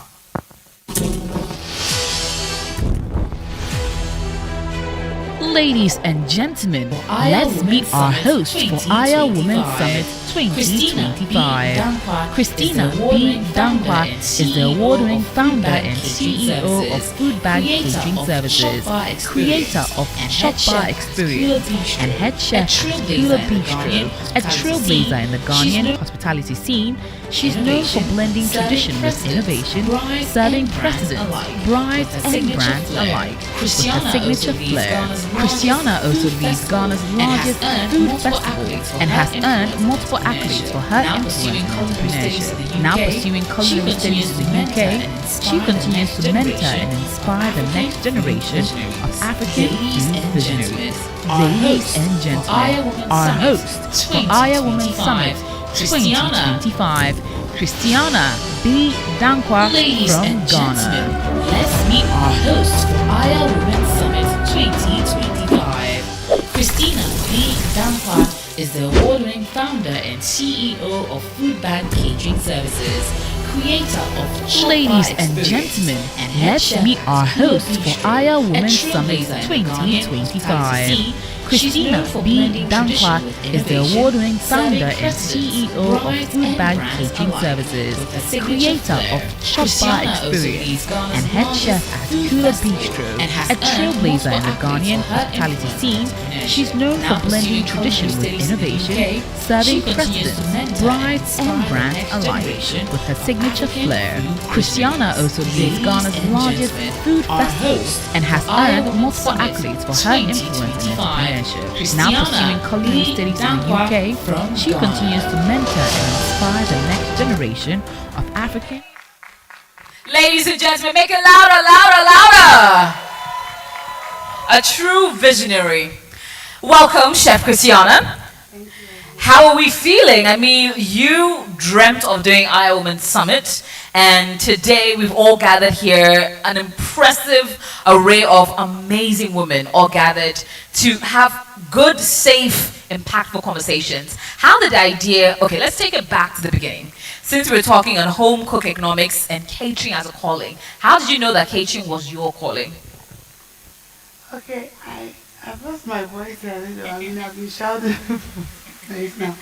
So it all started somewhere 2014 when I was doing my national service, and I used to do buy and sell ladies' clothes, bags, shoes, jewelries. I mean, I love jewelries. Everybody knows that. It's my signature actually. So I was selling it to my close friends and office colleagues, and I realized that they were not paying the money. And I was fighting everyone, and I was losing my friends. So I wasn't too happy about that, because I sell to you today, the next month we are not talking. So I decided to sit and just analyze the whole thing and see what I could do next. And I grew up in a mission house. My dad is a pastor, and I grew up in a very small place where we do food for everyone. My mom was serving every day, so cooking in my house was a lifestyle.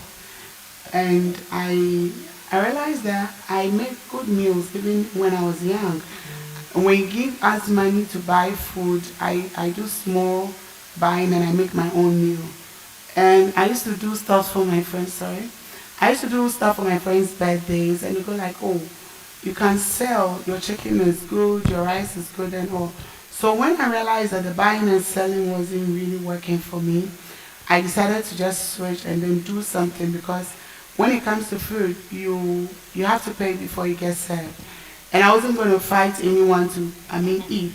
You give me money, then I'll give you food. Yeah. So I did my service at Ghana Cocoa Board, and I built quite some good relationship with my office mates, my service mates. So I decided to start there.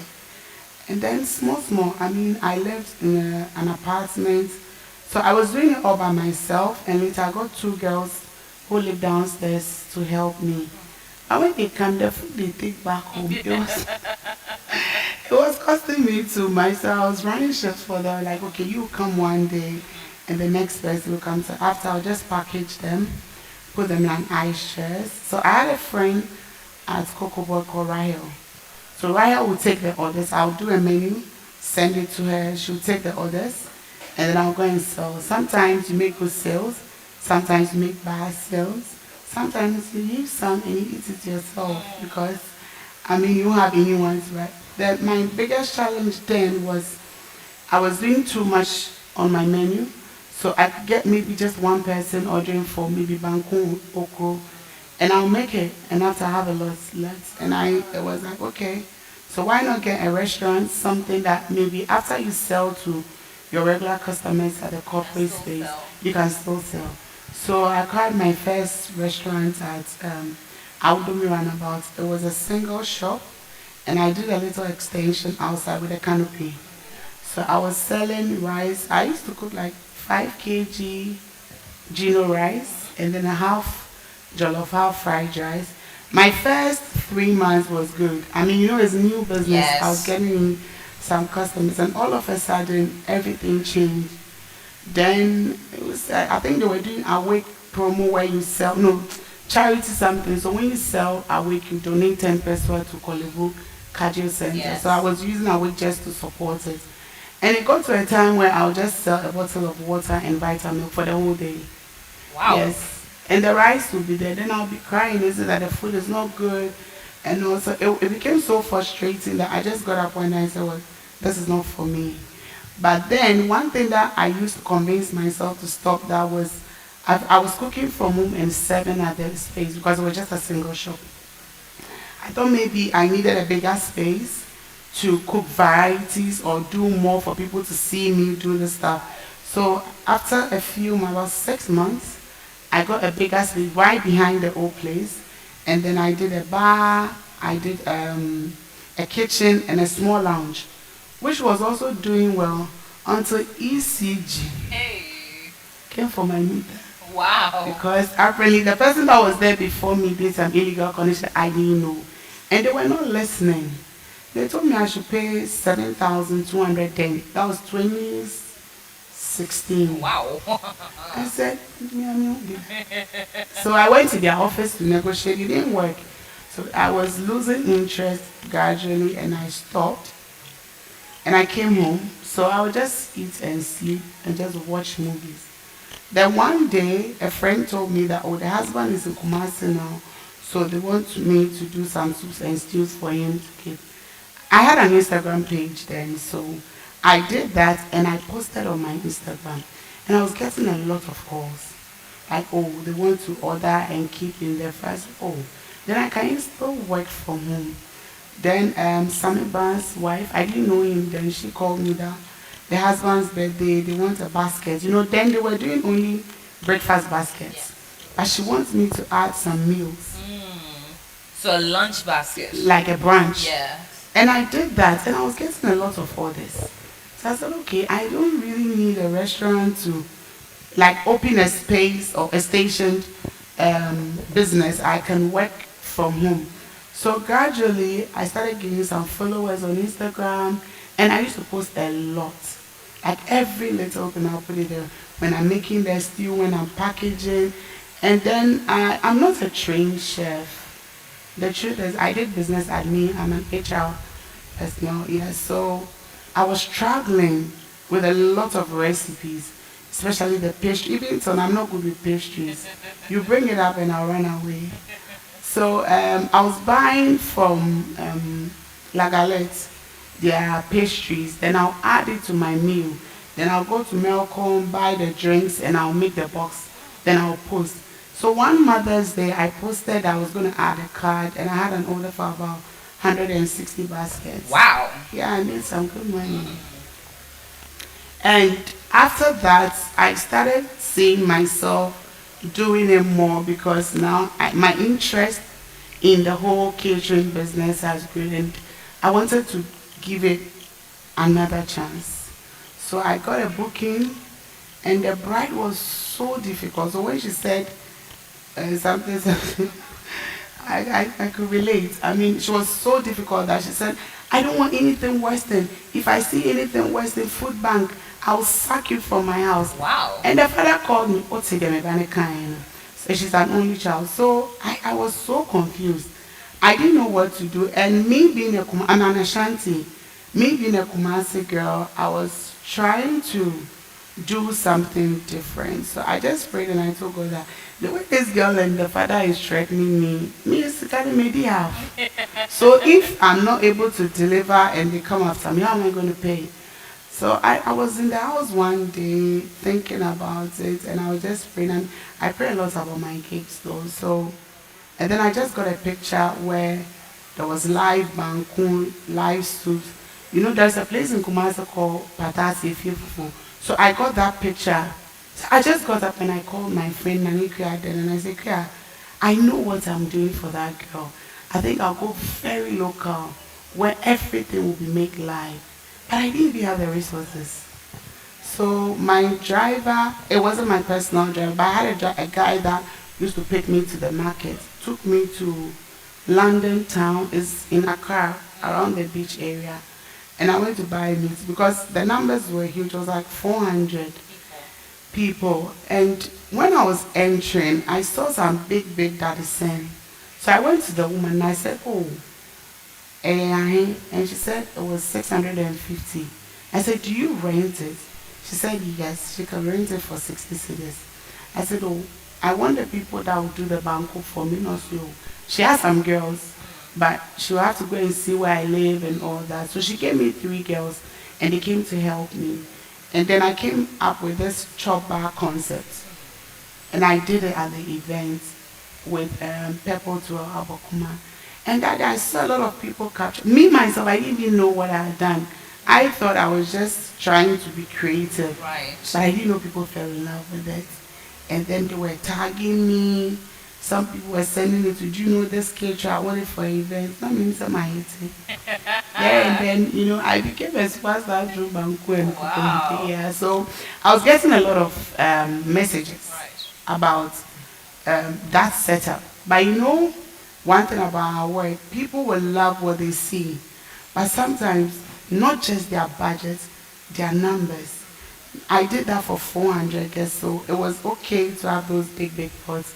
But now, your number is like 50. So I will not tell you I can't do it. I'll tell you that, oh, I can create something that will give you a traditional feel. So I started being creative out of that to give you that chop bar feel, but not in that large pots that you saw. So then gradually I was getting more people interested in my brand, Food Bank.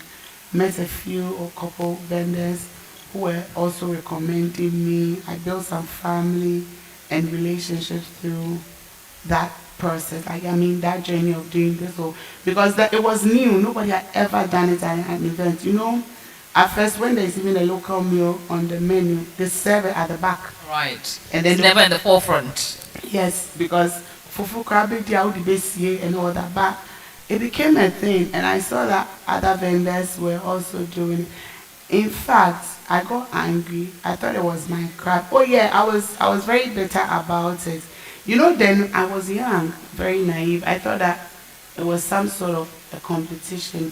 I own it. I brought that up. Why are you doing it? And some people were actually making it. It's my concept. Look at them. They are doing.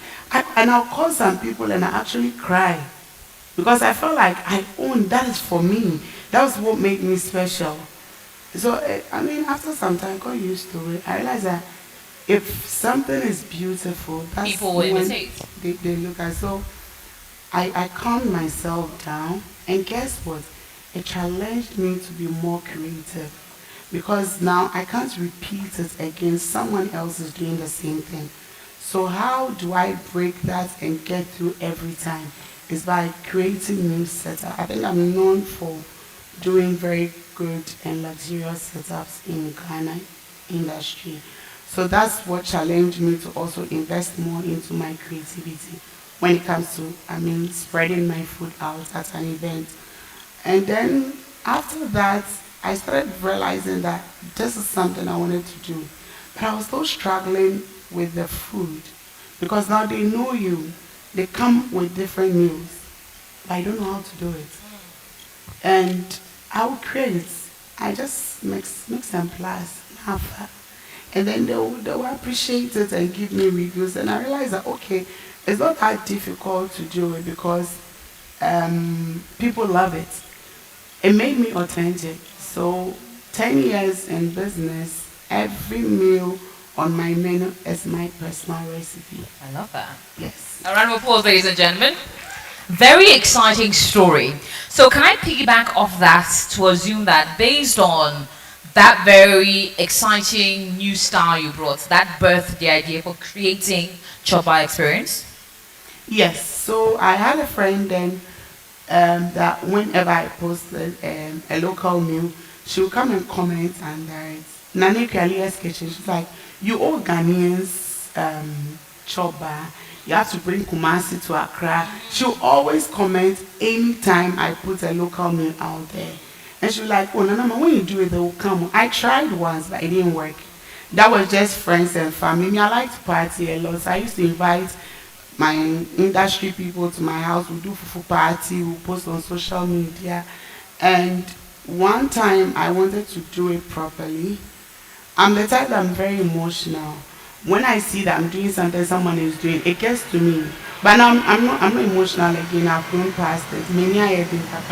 So then whenever I do it and somebody else copies it, like it breaks me. When I decided to launch it, I did a whole shoot. Did a whole setup for my friends to come so that I could get the content. And one thing I know that if you want your business to grow, you have to invest a lot in it. You don't sit back and do the same thing because maybe you have a name or something.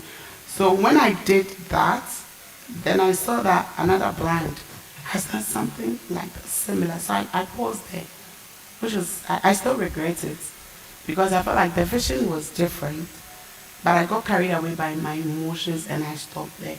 And they couldn't even continue because I had the vision. So I knew where I was going. And I kept on thinking about it. I started praying about it. And then I realized that it was still coming back to me. I was getting more booking on that side, even than doing continental dishes. So I was like, okay. Then I got a space at East Legon. I said, should I go back to the restaurant business?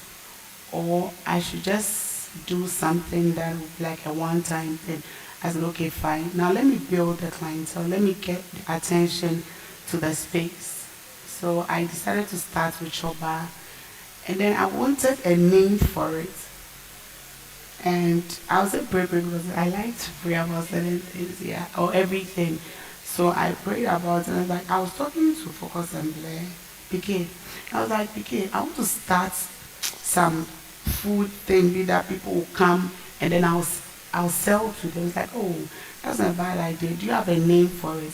And I said, oh, Chop Bar Experience. Like they'll come, they'll get experience. They'll come and grind pepper. They'll point like the usual. I said, oh, it's not bad. Maybe you should give it a shot. So I called Brian White Chalk. He brought his ideas together, and then we started Chop Bar. So the first person I worked on the Chop Bar Experience project was White Chalk. Yes, he brought that vision to life too because the setup actually resonated with the vision I had then. And then we did it just friends and family. I actually wanted to even do it for free just to see the response. They were like, no, you just let them buy the food. And surprisingly, they all bought the food. We got the content, we posted on social media. So our first Chop Bar Experience was for about 300 to 500 people. But the next was like 1,500. The whole East Legon was choked. We couldn't serve them. They bashed me. Wow. Eh? I couldn't open my phone. TikTok, the way they gave it to me, like they were just saying, and you know in Ghana, when people love your craft and what you do, they add emotions to it. So I was like, I didn't take your money. It was actually free. I gave you free music, free entertainment. You didn't get food and you are bashing me. So I sat back and I'm like, this is something that the people love. It has got nothing to do with whether you are selling or it's free. They love your food. Trust me, that was when I knew that people actually love my food. Because if you go somewhere and they didn't charge you for gate fee, you didn't pay for any service, and you go and dance, why are you worried about not getting? You can just take the money elsewhere. So that was when the whole chop bar thing started. So yes, I mean that local setup I did for the traditional marriage had a huge impact on me coming up with a chop bar experience. Amazing. Now, as catering, or focusing on catering as a calling, in your 10-year journey, can you give me maybe 5 major pillars or 5 major formulas that has aided you in creating a whole career out of a passion? Okay, my first pillar is trusting God and knowing that He gave me that gift. Because it's something that He gave it to me. That is why I don't struggle. It says that the blessings of the Lord is that I had no pain or so. Like, He gave me that craft. And because it's coming from Him, I don't struggle to do so many things in my business. That's one. So my first pillar, it's like knowing that this is a God-given talent and I'm working on it. The second one is understanding the business you are doing. I always say that you don't start a business because you have the money or the resources. Maybe you can open a boutique, you can open a salon, you can give it the first class look. Everything is up to standard. But if you don't understand hair, you are wasting your money because you can't trust your employees. They can leave you at any time. I mean, the time that you know that this person has got me is the time they will leave you. It's either their mom is sick, they've called from the village, the uncle is there, someone that paid their school fees is doing something. So it's like there's so many stories around our work environments. But if you are a boss in your space, you are able to. So first of all, you have to understand what you are doing. And then you have to trust the process. You don't jump on a business because someone is doing well.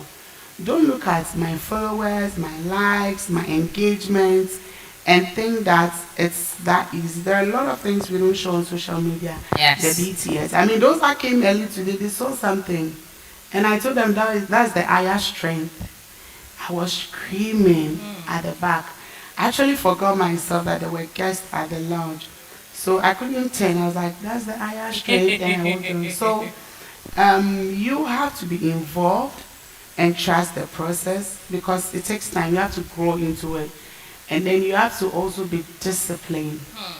Take every feedback. I mean, when I go for events and I get feedback, and by the grace of God, 10 years, we've not really had any major issue with our brand.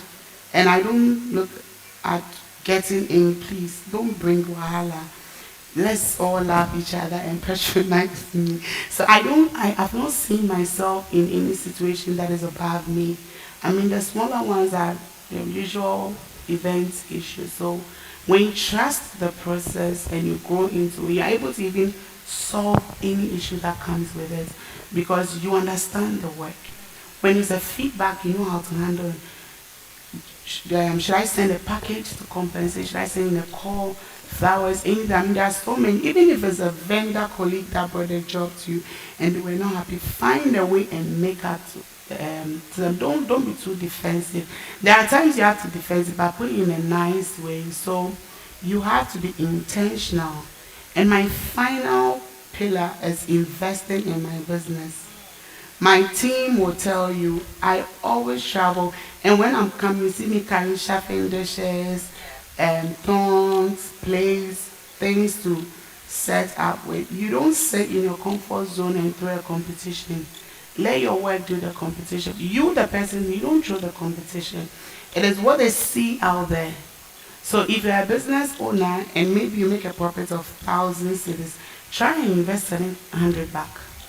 Because it's the creativity in it that will bring the next customer.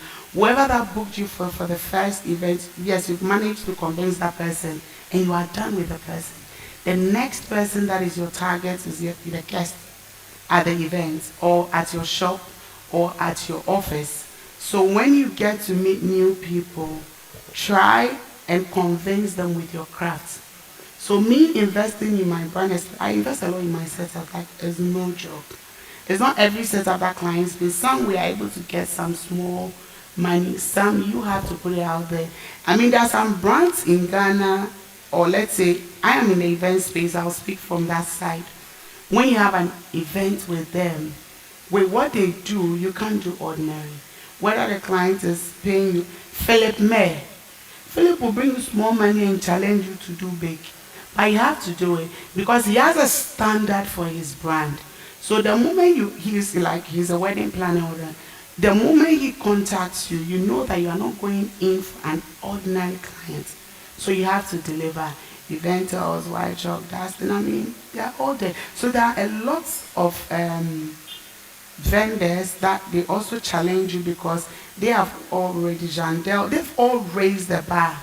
So when you're having an event with them, you come to start, and the clients, you know that some clients when you go for meetings in their homes and you see the house you are going, Charlie, come put table and open top shafers. You have to go and show up because the environment itself is bougie.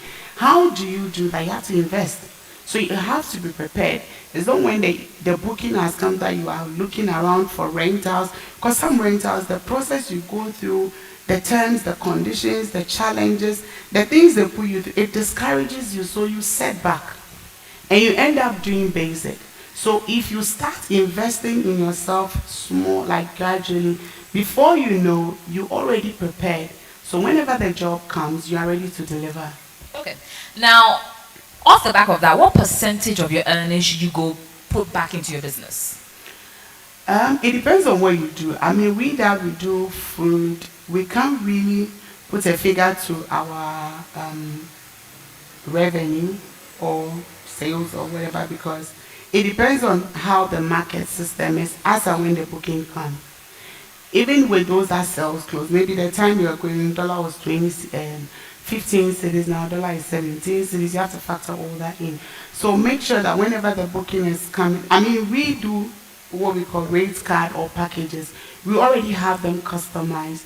Whether it's a low season or a high season, you already have the packages down. Once the inquiries come, you just forward it to a client. Now, when you get the client's choices and then you draft your invoice, being it your high season or your low season, put the whole figure down and know what you are delivering first, the kind of menu you've selected. Some menu are bougie, they entail a lot. Where you purchase the stuff from, maybe the Maximas, the Farmers Market, or Fairway, buying lamb and all the butter, those ones are expensive. And then there are some bookings that come that are of Kanishi vibe, like especially the local meals. So you have to know the kind of event you are catering for, first of all, and know where you are sourcing your products before you calculate profit. It's either you are calculating the profit before you deliver where you fail because now your interest is in how much you are making and not the result or how you are delivering to your client to win the person back or to win another client. So you have to first of all know where you are getting the stuff from. And then after you are done with your purchases, you look at the other costs like your staff, your gas. I'm speaking from my field, yes. Even how you set up your event, how much you charge for the sales and then for the service, and then how much you are making or how much you are spending in. So when you are able to do all this breakdown, then you take all the expenses out. Then you see how much you are. Then you save a little for your next purchase, your next investment before you think of profits. Okay. Okay. Because if you don't save, I mean, you went to the event with like 200 plates. You came back with 196. Today you lost 4. The next day you lose 6. The next day you lose 10. So you realize that catering for like 10 events, you are losing your logistics, like the things that you come back with. After 4 events, you have like 150 left. 150 left. How do you fix that? How do you add on to the numbers? You have to take it from that savings, that investment that you did, or little money you took on the side. So you don't just jump that, oh, they use the money to do other things. Some events, they even change the dates and they will drag it. By the time they are doing it again, prices of food stuff are up. So you have to be careful when you spend that money. Even if you own a shop and you sell today, you have to be careful how you go about your money, because maybe the next time you want to restock, you are like your rates have gone high, and you will end up using your capital or your whatever money you have to put back in the business. So it's like always you are doing robbing Peter to pay Paul. You are doing business, but you're not making anything out of it. Even with your salary, invest some things more somewhere, so that when the cost of living goes up, you don't end up struggling. Because I mean, this is a world that we are living. Everything is changing by the day, so you have to be intentional about how you handle your sales, your profits, and how much you make out of every little business that you do. I love that. A round of applause, ladies and gentlemen. At least for a lot of us, that is a very good tactic to go into it, knowing when to spend the money when you've been booked for an event, how much to save after figuring out all the cost elements to it, and most importantly, a little bit to save on to your next event. But we are doing this conversation in two parts. So now we're going to move on to the cooking station, where Nanama is going to be going into a very exciting dish. So at this point in time, we can go towards the cooking station, and then get into a very exciting culinary experience where Nanama will be teaching us a little bit about it. Okay, so we're going to do a very lovely meal. Nanama, what exactly are we going to be cooking this afternoon? Okay, so I'm going to cook one of the most popular meals I started my journey with. Okay.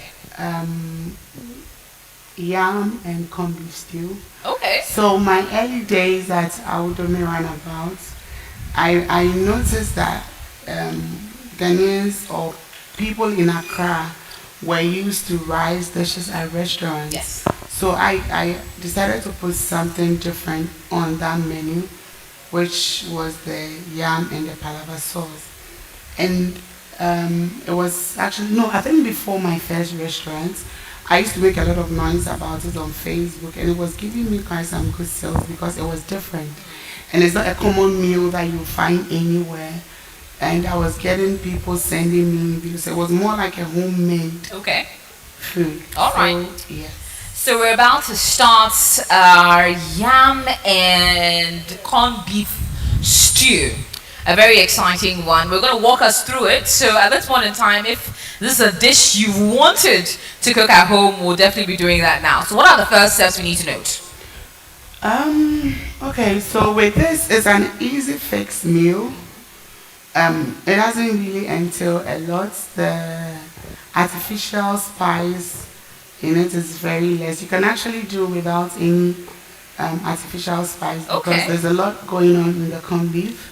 Yes, and then I add baked beans because growing up, my mom uses baked beans a lot.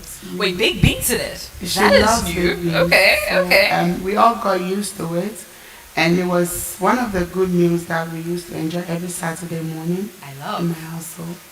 That's more like a family recipe. Okay. So I have with me here some fresh eggs, some ginger and garlic, some fresh tomatoes, some corned beef, which is imported, some baked beans, some fresh Scottish bonnets, which we call the red pepper. And then I have some oil, some onions, a few spices here, which I'm not going to do too much of it. And then I have my yam puna. Aha.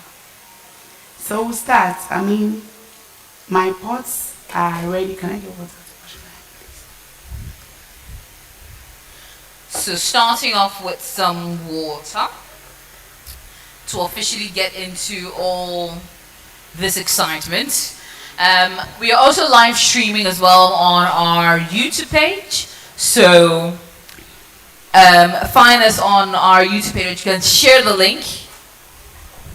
Food Bank on YouTube. So you can share the link to someone or the other who can join in on We're also streaming at Aya Women Summit live on YouTube as well. So on Instagram as well, we are on Aya Women Summit as well. Please follow Aya Women Summit, follow Food Bank, Ghana, follow on all social media platforms, and share the link. Share the link on YouTube as well. Now, we started off by chopping a few onions. Okay, so I love a lot of onions in my food because it gives it a natural taste. Yes, that's the base of every meal I do in my kitchen. So my workers always say that, Madam, they say, but they don't know that that's a secret ingredient in my meal. It actually controls the way other meals taste, other ingredients. I mean, it has a lot of control in the meal. So I'll start by cutting off some onions. It's a knife control for me. And then, oh wow. Honestly, her knife skills are immaculate. So I'm doing 2 big onions. Okay. This I'm gonna blend in with some Scotch bonnets and then some ginger and then some garlic as well.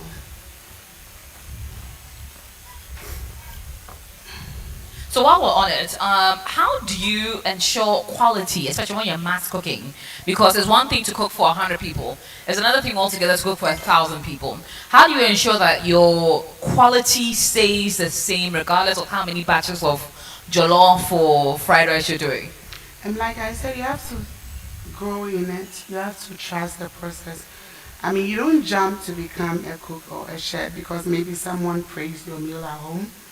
You got a few too good feedbacks from a family gathering, and all of a sudden you do a flyer, a Kriya's Kitchen, Hammer's Kitchen, Manson's Fine Cuisines, and then you start giving it names. You have to give yourself time to grow into it.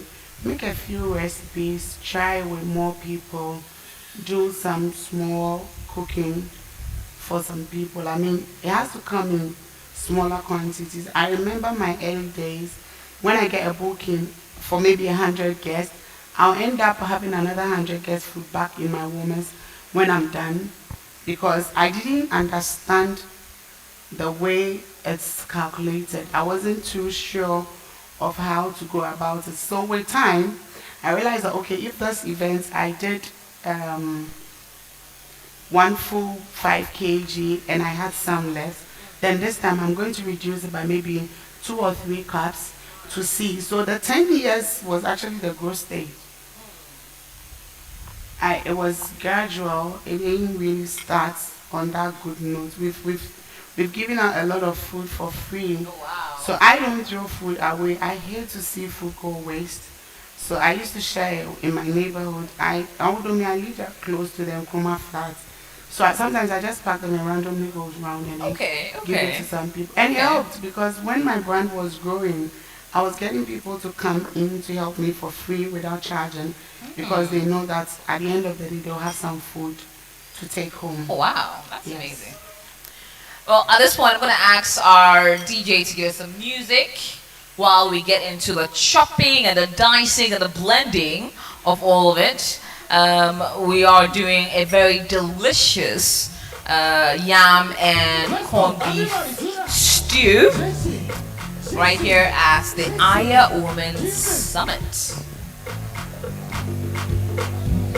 Let's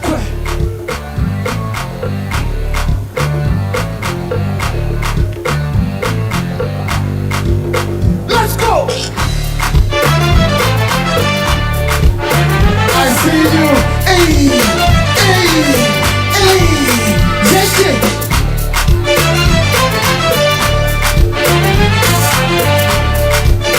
Are you ready? 1, 2, 3. When we do it together, you don't feel that vibe. I don't feel that vibe. Energy. You don't feel that vibe. I don't feel that vibe. Oh. You don't feel that vibe. I don't feel that vibe. Hey, let's go. You don't feel that vibe. I don't feel that vibe. Oh. Let's go.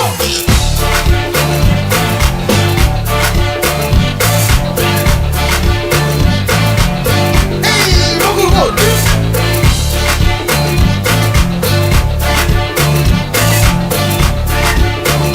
Can we talk to you? Listen, bro, why you dey worry? Worry.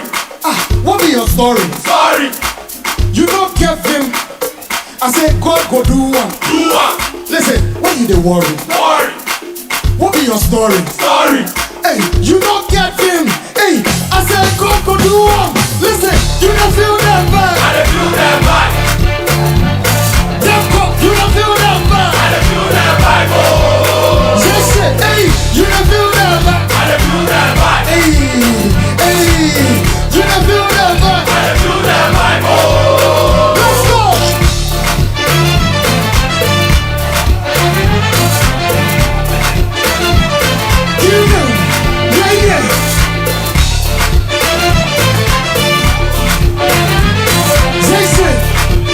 Can we talk to you? Make you no stress about what you go wear, Baba God, he go sort you. He go sort you. Even for the birds and the fish in the sea, Baba God, he dey come through. He dey come through. Make you no stress, you go there alright. Alright. Don't give up, this day inside. Inside. Oh yeah, move to the dance floor, shake your body and do your best move. See, make you no stress about what you go wear, Baba God, he go sort you. He go sort you. Even for the birds and the fish in the sea, Baba God, he dey come through. He dey come through. You go there alright. Alright.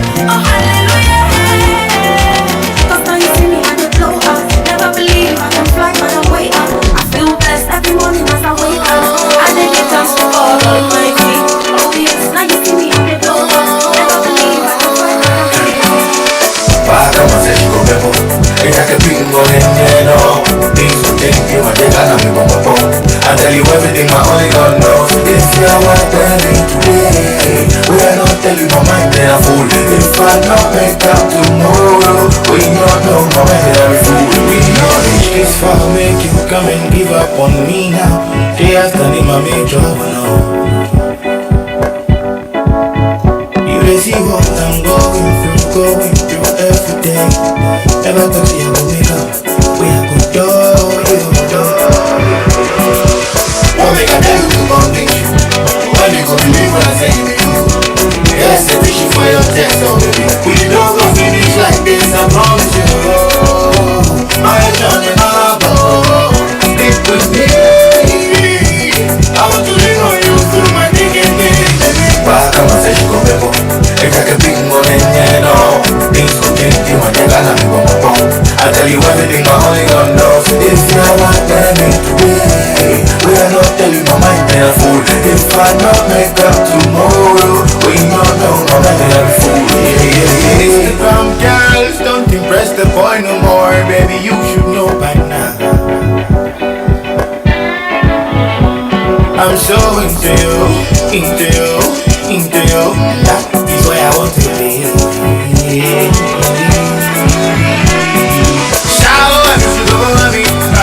Nobody can do it better for me. Oh Lord, have mercy. Yeah, shower if you go over me, my dear. Nobody can do it better than. Oh Lord, have mercy.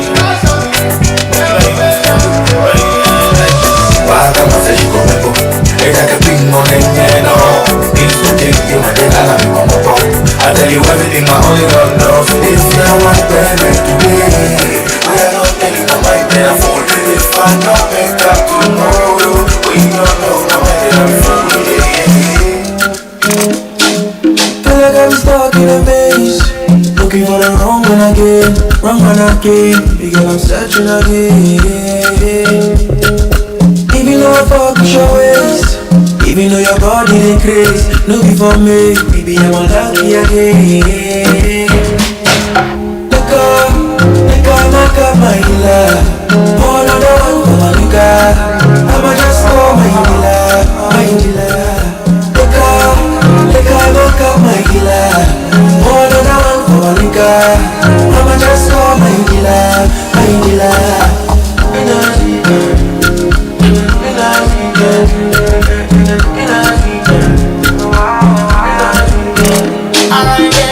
My dealer come quickly,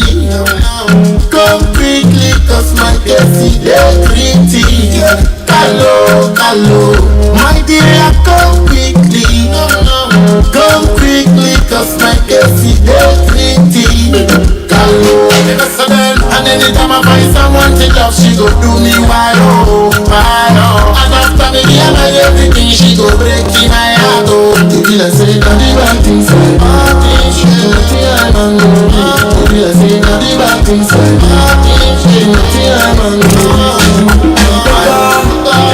Knock up my love,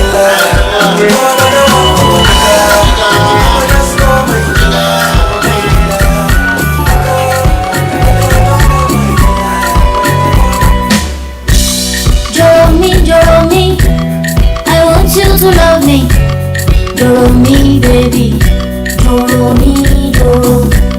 Kilo de, why you gonna call me? Kilo de, baby, kilo de, doro. I dey give you signal, doro me. Why you know they see me, doro me. I give you green light to fire, doro me, doro. I'ma kill a bubble, doro me. Now you know they fumble, doro me. I go shoot my shot, yo, Joe. So, Joe, baby, take my number. Take my number. You know you can call me later. Call me later. Yeah, I want to be your lover. Be your lover. Oh, baby, call me later. Call me later. For love people, CBO. Talk to your friend, oh. Joe, me, baby, yo. Shebi wanna suffer for me. You talk say you like me. I be rolling babon. Kilo de doro. I dey give you signal. She you know they see me. I give you green light, fire. Doro. I'ma kill a bubble. Come call a fungu. I go shoot my shot, yo. So Doro, baby, take my number. Take my number. You can call me later. Call me later. Yeah, I want to be. Say you love me, baby, say you love me. I can hold you down if you say you want me. Say you love me, baby, say you love me. I go wear you crown if you say you want me. Some people no believe say me I go feel love you like this. Me I no believe say me I go feel fall for you so hard.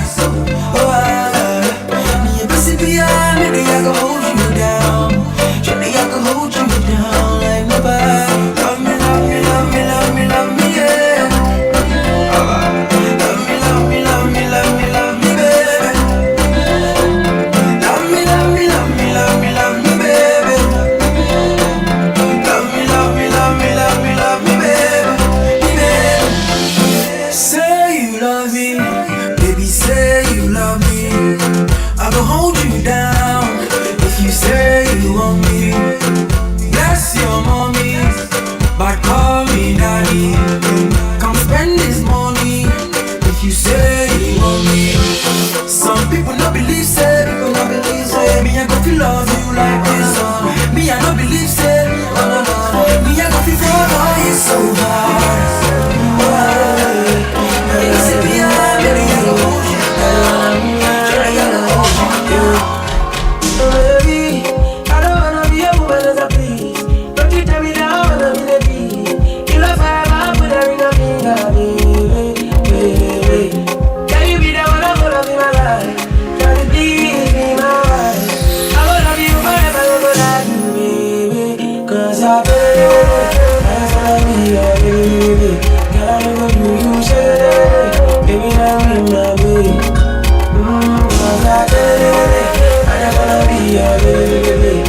I don't go do you shit. Baby, just be my baby.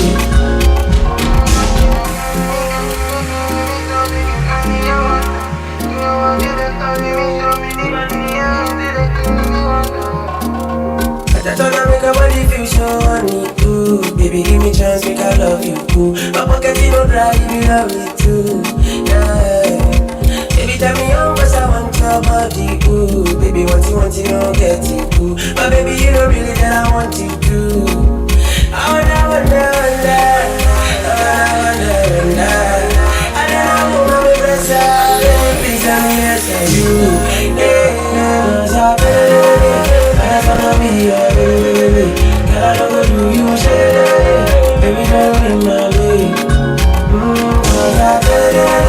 I just wanna be your baby. Girl, I don't go do you shit.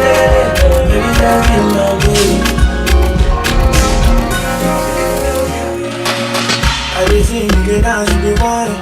When you cry, I go wipe in your eyes. Give me your bag, you can fill up with no. I'm the only one, you don't need another. I hold you down, you know this, baby. And I told you now, I'm right there, I there for you, baby. You don't get anywhere where I'm on. If I could, I would love you in my next life. I don't really care about tomorrow. As long as you're there right now, I go there fine. You got me here when I know. Girl, you can take my soul. Oh, this thing right there, up right now. I just feel like my body and hold you close.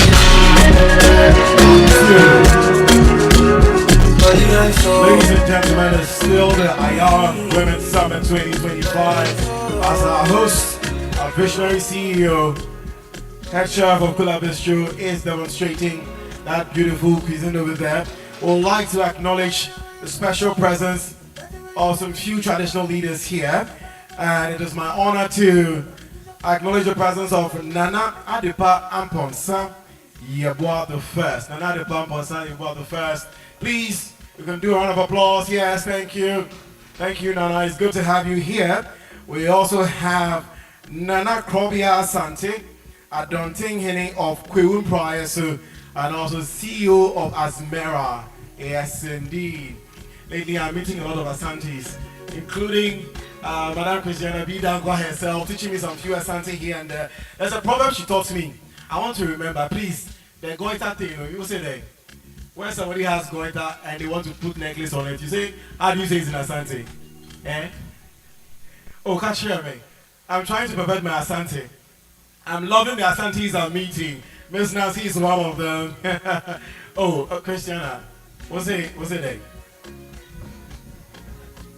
Won't share me. It's okay. Remember the hashtag is IS Summit 2025. Also like to acknowledge the presence of Brian, CEO of White Chalk. Christiana mentioned him earlier as she was starting. Brian, thank you. Good to see you. Ladies and gentlemen, please enjoy.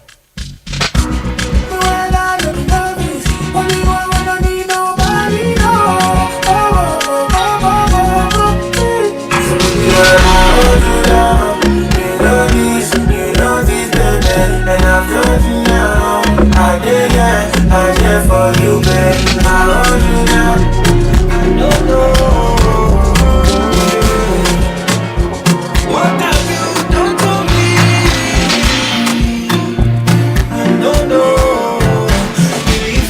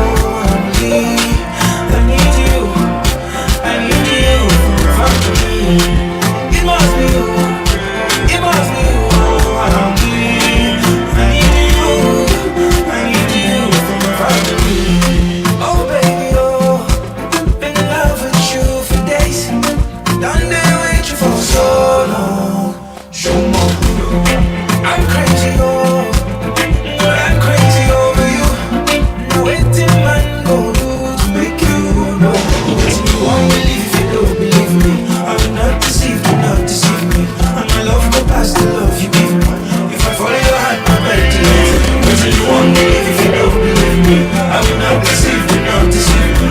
And my love go pass, I love you for me. If I fall your hand, my baby needs me. What have you done to me? I don't know. What have you done to me? I don't know.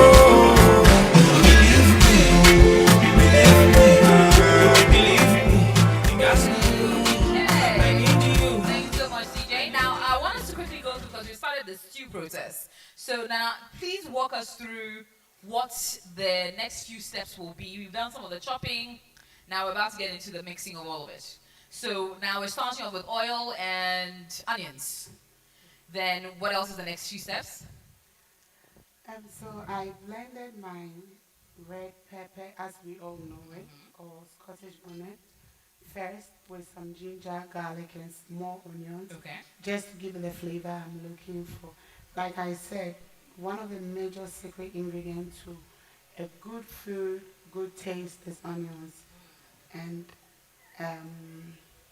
I have my oil heated and I added a few onions as well, just to also bring that flavor out. Okay. So I'll leave it to steam for a while, then I'll add in my blended pepper and ginger, onion, garlic. Oh, all right. Okay, so we're going to get back into more of the stirring and the additions. Of course, encouraging you to let someone be a part of this exciting event by sharing the link.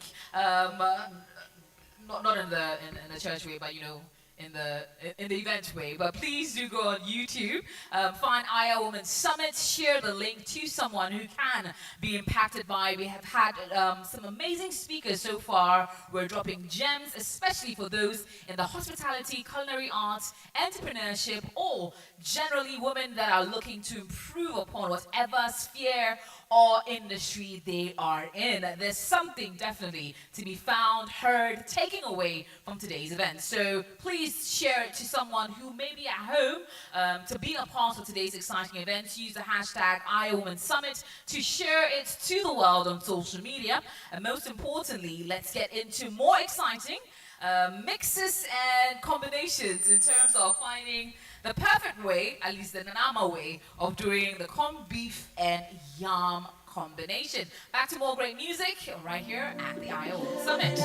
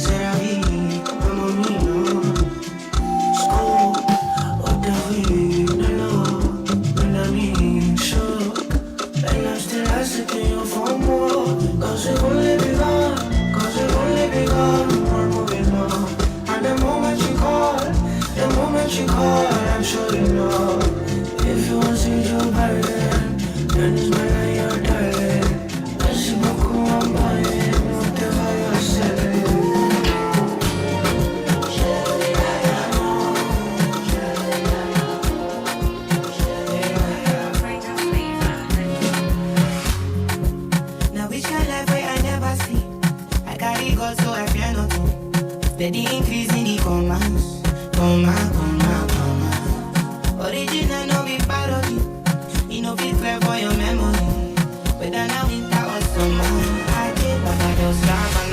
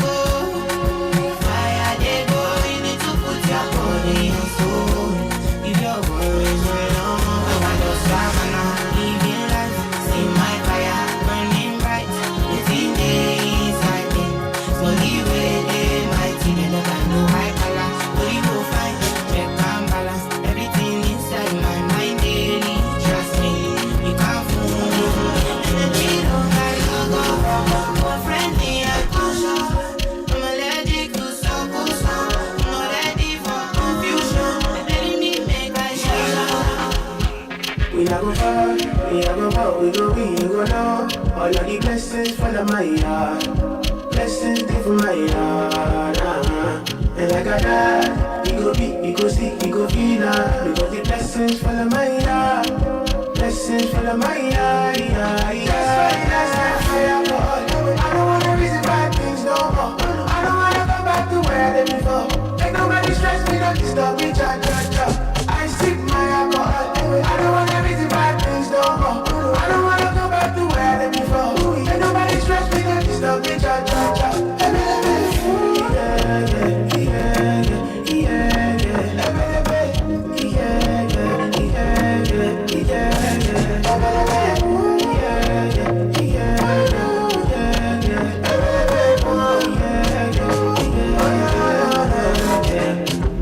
Too many distractions, too many problems. I feel to run away, but I won't go somewhere. 1, 2. Ladies and gentlemen, we are still celebrating women in entrepreneurship and food and media and arts.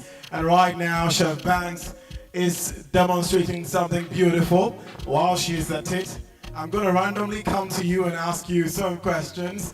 Let's get engaged and let's get interactive. The hashtag is Aya Women Summit 2025. And like AJ said, we're on YouTube. Share the link, oh, share the link. I'm going to go to Sonia because I want to be mischievous and ask Sonia this question. Now, when I was growing up, I heard that a way to a man's heart is through the stomach, right? When I was growing up, that's what I heard. I don't know if that is still the case. Is it? Is it? Ladies, is a way to a man's heart still through the stomach? One gentleman says no, shaking his head. Senior, you don't agree? So they're not going to win you plus food. You're setting? I'll come to you shortly, but I'm going to ask our speaker, Sonia. She gave a brilliant session earlier. And I'm going to ask her what is the most mischievous thing she's used food for. Oh. Madam Sonia, what is the most mischievous thing you've used food, your cooking skills for? Really? Wow, okay. No judgment here, please. So years ago, long time ago, I was talking to a Nigerian guy. Oh. And he said his favorite food was egusi. Egusi? Egusi. I didn't know how to cook it, obviously. So I had a Nigerian friend and I called, there's a guy, I called him, I said, please, you have to teach me, talk me through it. I need to make egusi to impress him. Oh. And, I mean, it wasn't all that, but he told me thank you for the attempt. So I think that was Please, Sonia. A round of applause for Sonia. Wow, at least you made the effort. That's the most mischievous thing you've used food for. To impress some gentleman here. Nice man. I'm gonna go to someone right now. Please, we listen. We don't judge. We listen. We don't judge. Aha. Senior man. This man said that you cannot enter a man's heart through food again. Through stomach again. Senior. Is it through the pocket? Your microphone, I'd like to know. When the women are calling for, we're also calling for same, huh? You tell us your name and what you do, please. Okay, my name is Peridot Walterson. I'm representing Mentrans Gold Refinery. We can hear you. The name is Peridot Walterson. Mentrans Gold Refinery. Oh, Gold Refinery. Yeah. Catch on your two and say I'll pick it. I'll pick it. Yeah, Gold Refinery. I like it. Yeah, so I said that because personally, Nanama is always there for me. So I just said that because of that. I mean, when I need food, I want to eat and all that, I go to her. And so I said that because of me. Secondly, to me personally, I do with a lot of, she can have everything. I mean, she can cook, she can have the beauty, but respect. I do that. I love that a lot. Respect. A woman who respects me as a man. Not me being the dominant, but respect me as a man. So it's not really about food, but it's about who is there. When the good people are talking, you understand. Because you have backup, because you have someone like Nanama in your life, you said the way to your heart is no longer to your stomach. It's respect. Thank you very much for engaging us. Ladies, I'm still coming to you randomly. What is the most mischievous thing you've used food for? As a lady, as a woman, you're thinking about it there. Okay, what's your favorite meal to cook? What's your favorite meal to make? Jollof rice. Say again. Jollof rice. Jollof rice. Yeah, jollof rice. Which kind, the Nigerian or Ghanaian? Oh, Ghana jollof. Ghana jollof. AJ, Yes. there is a jollof conversation here. Now I'm very actually curious, and this goes to all the jollof lovers or jollof makers. How do you tend to do it? Is it the puree or the blended items before the tomato paste, or tomato paste before the blended items? Nigerian woman here. Ah. Hello. I'm a Niger. I beg, first of all, you say waiting. I'm saying that, first of all, Nigerian jollof, you guys know what happened 2 days ago, right? No. Tico Kitchen won the jollof contest. So that makes it outstandingly clear that Nigerian jollof is better than Ghana jollof. No, please, So- no, please. You have to investigate the judges. The judges were bribed. I wasn't the judge. So, congratulations to Tico Kitchen. Thank you for winning that for us. Your question was, is it the puree before the tomato paste or tomato paste before the puree? There's no law to cooking. That's what I'll say as a food business owner. Anyhow, if you want to do your puree first, if you want to do your tomato blended stuff first, if that is what works for you, there are so many ways to do it. So maybe you should try Nigerian jollof, then I'll tell you how. So with Nigerian jollof, Wow. how do you do it? Shade. With Nigerian jollof, how do you do it? That's what I'm saying. There's no way to it, right? But if you try my Nigerian jollof, then I'll give you the recipe. Oh, wow. There's no way to do it and it's still the best. That's confusing. There must be a way, there must be a method to the madness. Alright, Nigerian says Nigerian jollof. Alright, what is your favorite meal to make? What is your favorite meal to make? First, for me, I'm a dietitian, so far as the food is healthy, then I'm good to go. But my favorite meal to make is yam with palava sauce or abomu. Come on. Yeah. Nice. And Chef Banks is making yam with what? Corned beef stew. And now let's come to her to see where we are at, the process we've done so far, and what's next to be done. Chef, please take us through. Now we have tomatoes, freshly chopped tomatoes in the pepper mix that I did initially. And I added a little bit of the Juno tomato seasoning. Of course. Pepper and onion. Okay. And it's just here stirring. Getting ready to cook. So I will leave it for a while. I've actually added some baked beans so that I will get all cooked together. This type of stew, you don't leave it to be on fire for long. Okay. I mean, it's not a type of stew that you have to leave it to cook and turn from the original color to a darker color. Okay. Yes, you should maintain the reddish look of Okay. it. So you don't leave it to boil or steam for a very long time before you add another ingredient. So I just added my baked beans. I'll leave it for a while, then I'll go to the combi. Oh, then we're almost done. Not really. I still have some egg to add, and then Okay. I will taste and see the salt content in and it then we'll before now I adjust. know whether I'll add Okay. any kind of spice. I personally like natural spices. Okay. Yes, and I believe they are all in the Juno pepper, onion, and I added some garlic and ginger as well. And there's some spice in the baked beans already, and also the corned beef. So you have to monitor all that and make sure they are all set in before you think of adding any other spice, so that it doesn't get out of hand. Oh, Yeah. now on to the question of puree before tomato paste or tomato paste before puree. Whether you're doing a stew or you're doing jollof, what is your go-to style? Come again. Would you like to put the blended tomato garlic in the stew before the tomato paste, or when you're doing jollof, do you do the tomato paste to now cook a bit more before you add the tomato puree? I mean, there are different recipes to making a meal.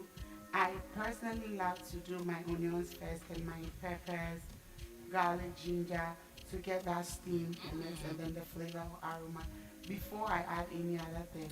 Because with that going in first, I'm able to check the base of the stew. If you start with your tomato base, it's already concentrated. So it's hard to control it when it gets out of hand. You might end up even cooking more because then you have to add more of the other ingredients to balance it. But if you really want to get the taste well, for me, I mean I'm speaking for myself, you have to do your stew or soup or sauce base by doing your pepper, onion, ginger, garlic. Once they blend together, it has its own taste. It has this natural taste that it gives you. Then you know the amount of tin tomatoes or puree you add to it, just so that it can blend together. So as you can see, I'm not doing too much of the tomatoes because I want it to have a natural taste. So I'm concentrating more on the onion, ginger, garlic, and then the Scottish bonnets. I love that. Now, this smells amazing, by the way, and I cannot wait to get into the digging. I'm sure we'll find a few worthy or happy volunteers to be able to do some tasting of it. But Godwin, what's going on in your corner? Well, I'm talking to one of my favorite Asantes. She likes it when I do that. The one and only, one of our speakers will be joining us on stage very soon. Style and etiquette coach, Miss Nancy, host of Confessions on TV3, shameless plug. Miss Nancy, as a proud Asante that I know you to be, what is your favorite meal to make? I actually love yam, puna to be precise, and I love the stew, but I would rather make it egg canned beef. So the protein, majority of it would be the egg and not the canned beef. The canned beef would just be a support. I love eggs. I'm sure in my other life I was a snake or something. Please send me location to your house. Corned beef and egg stew with yam. Aish, that's a way to my heart. I don't care what Peridot says. I don't have Amma in my life, so media is a way to my heart. Yes, indeed. Still asking you, this beautiful lady here. Yes, yes, yes. Your name and what you do. Hi, I'm Manuela from Puma. I'm an event planner and coordinator as well. Yeah. Quite a number of event planners here. Manuela. Sorry, Manuela. When I look at your face, you like making soups. Not really. Do women like making soups? Be honest with me. Yeah, of course. I like granite soup a lot, so yeah. You enjoy making it? Yes, once in a while. What is your favorite meal to make? Omutu and granite soup. Omutu and granite soup. Do you have a, not secret recipe, but special recipe? Not quite. I just go with the flow anytime I'm making it, yeah. Sometimes too, red too does it for me. You make beans at home? Of course, yes. When I want to eat it. Or mostly buy from a very favorite joints in my office, around my office. Gentlemen, if she can make beans at home, go and see your mother. Just kidding, just kidding. Thank you very much, Manuela. I want to know what is the most mischievous thing a lady has used a meal to make. It doesn't have to be to win a man, it could be anything. It could be in a competition, a cooking competition. Who do I go to? Hi, you didn't know I was coming here. Hello, your name and what you do? Hi, my name is Zainab Ibrahim. I'm a chef. You're a chef? Wow, where? I own Zay's Garment. Beautiful. Zayn, what's the favorite meal you like to make? Your clients like to ask for it. Okay, I'm Ghanaian actually, but I was born and brought up in Nigeria. So the favorite food I love to make is afan soup and pounded yam. Say it again. Afan soup. Alfred. Alfan. Alfan soup. Meti Alfredo. Alfan soup. It's Alfan. Afan. Elephant soup with pounded yam. Exactly. Since you're Ghanaian, born in Nigeria, end this conversation with us. Honestly, is it the Ghana or the Nigeria one? Ghana. Yeah, well, Ghana, where living in? What tribe are you?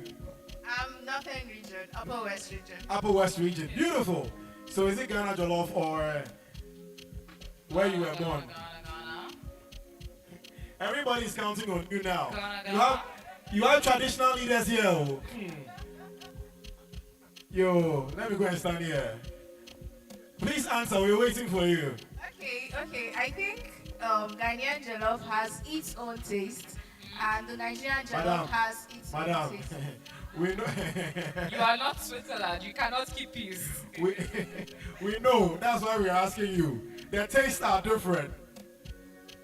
The smoky party jollof Nigerian. Huh? Wait till she talk. Nigeria smoky party jollof is the best. Fami microphone, mommy. Fami microphone, Security, mommy. please escort her out. Yes, please. Smoky jollof. That's a what? That's our funeral jollof for us. That's a what? Exactly. Funeral jollof. Oh, their jollof is our funeral jollof. Yeah, because I say jollof. That's Nigerian for a smoky one. Smoky. I say you work in a garden, you know. Nyanya man kola no. Radin yankopon. Now you bizarre. Okay. Without palm oil. Well, I don't know, but all their foods, I think I see palm oil in it. I don't know. Your jollof doesn't have palm oil. I've seen some with palm oil, Yes. so that's what Nigerian jollof is. What? Native rice. Okay. I think Nigerians soften their rice with water, and Ghanaians soften our rice with steam. So mostly Nigerian jollof is like very soft. See, very interesting. We are learning a lot at the Aya Women's Summit 2025. AJ, what is it looking like over there?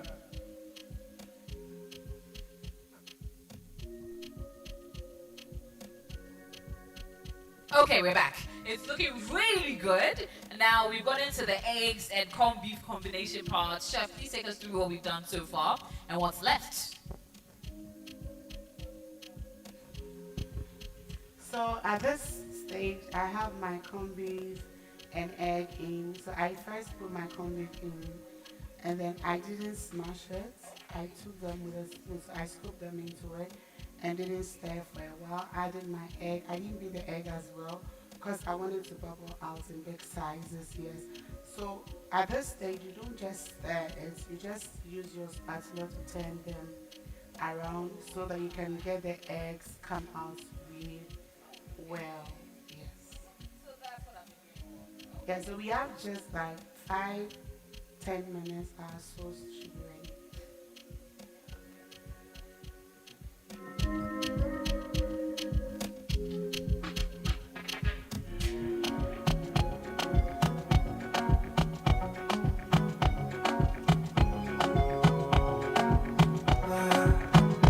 Party no vex for me. Say I never call you since, but I hope that you are well. I hope you might get well. Every day I dey pray for you. Make you go back, God bless you. I never forget you. I won't forget you. See my shoulder, make you rest up on me. You know I got you. Now me be your friend in need. Money don't show now. I don't keep some for you. You know go suffer.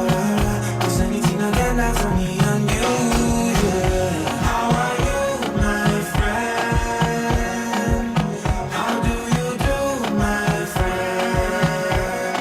I know sometimes it be like say nobody said you. That's when I did for you, my friend.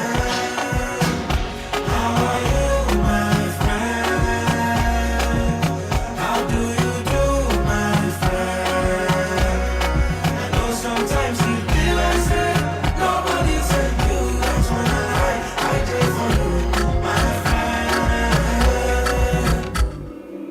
If I don't get a go borrow, any day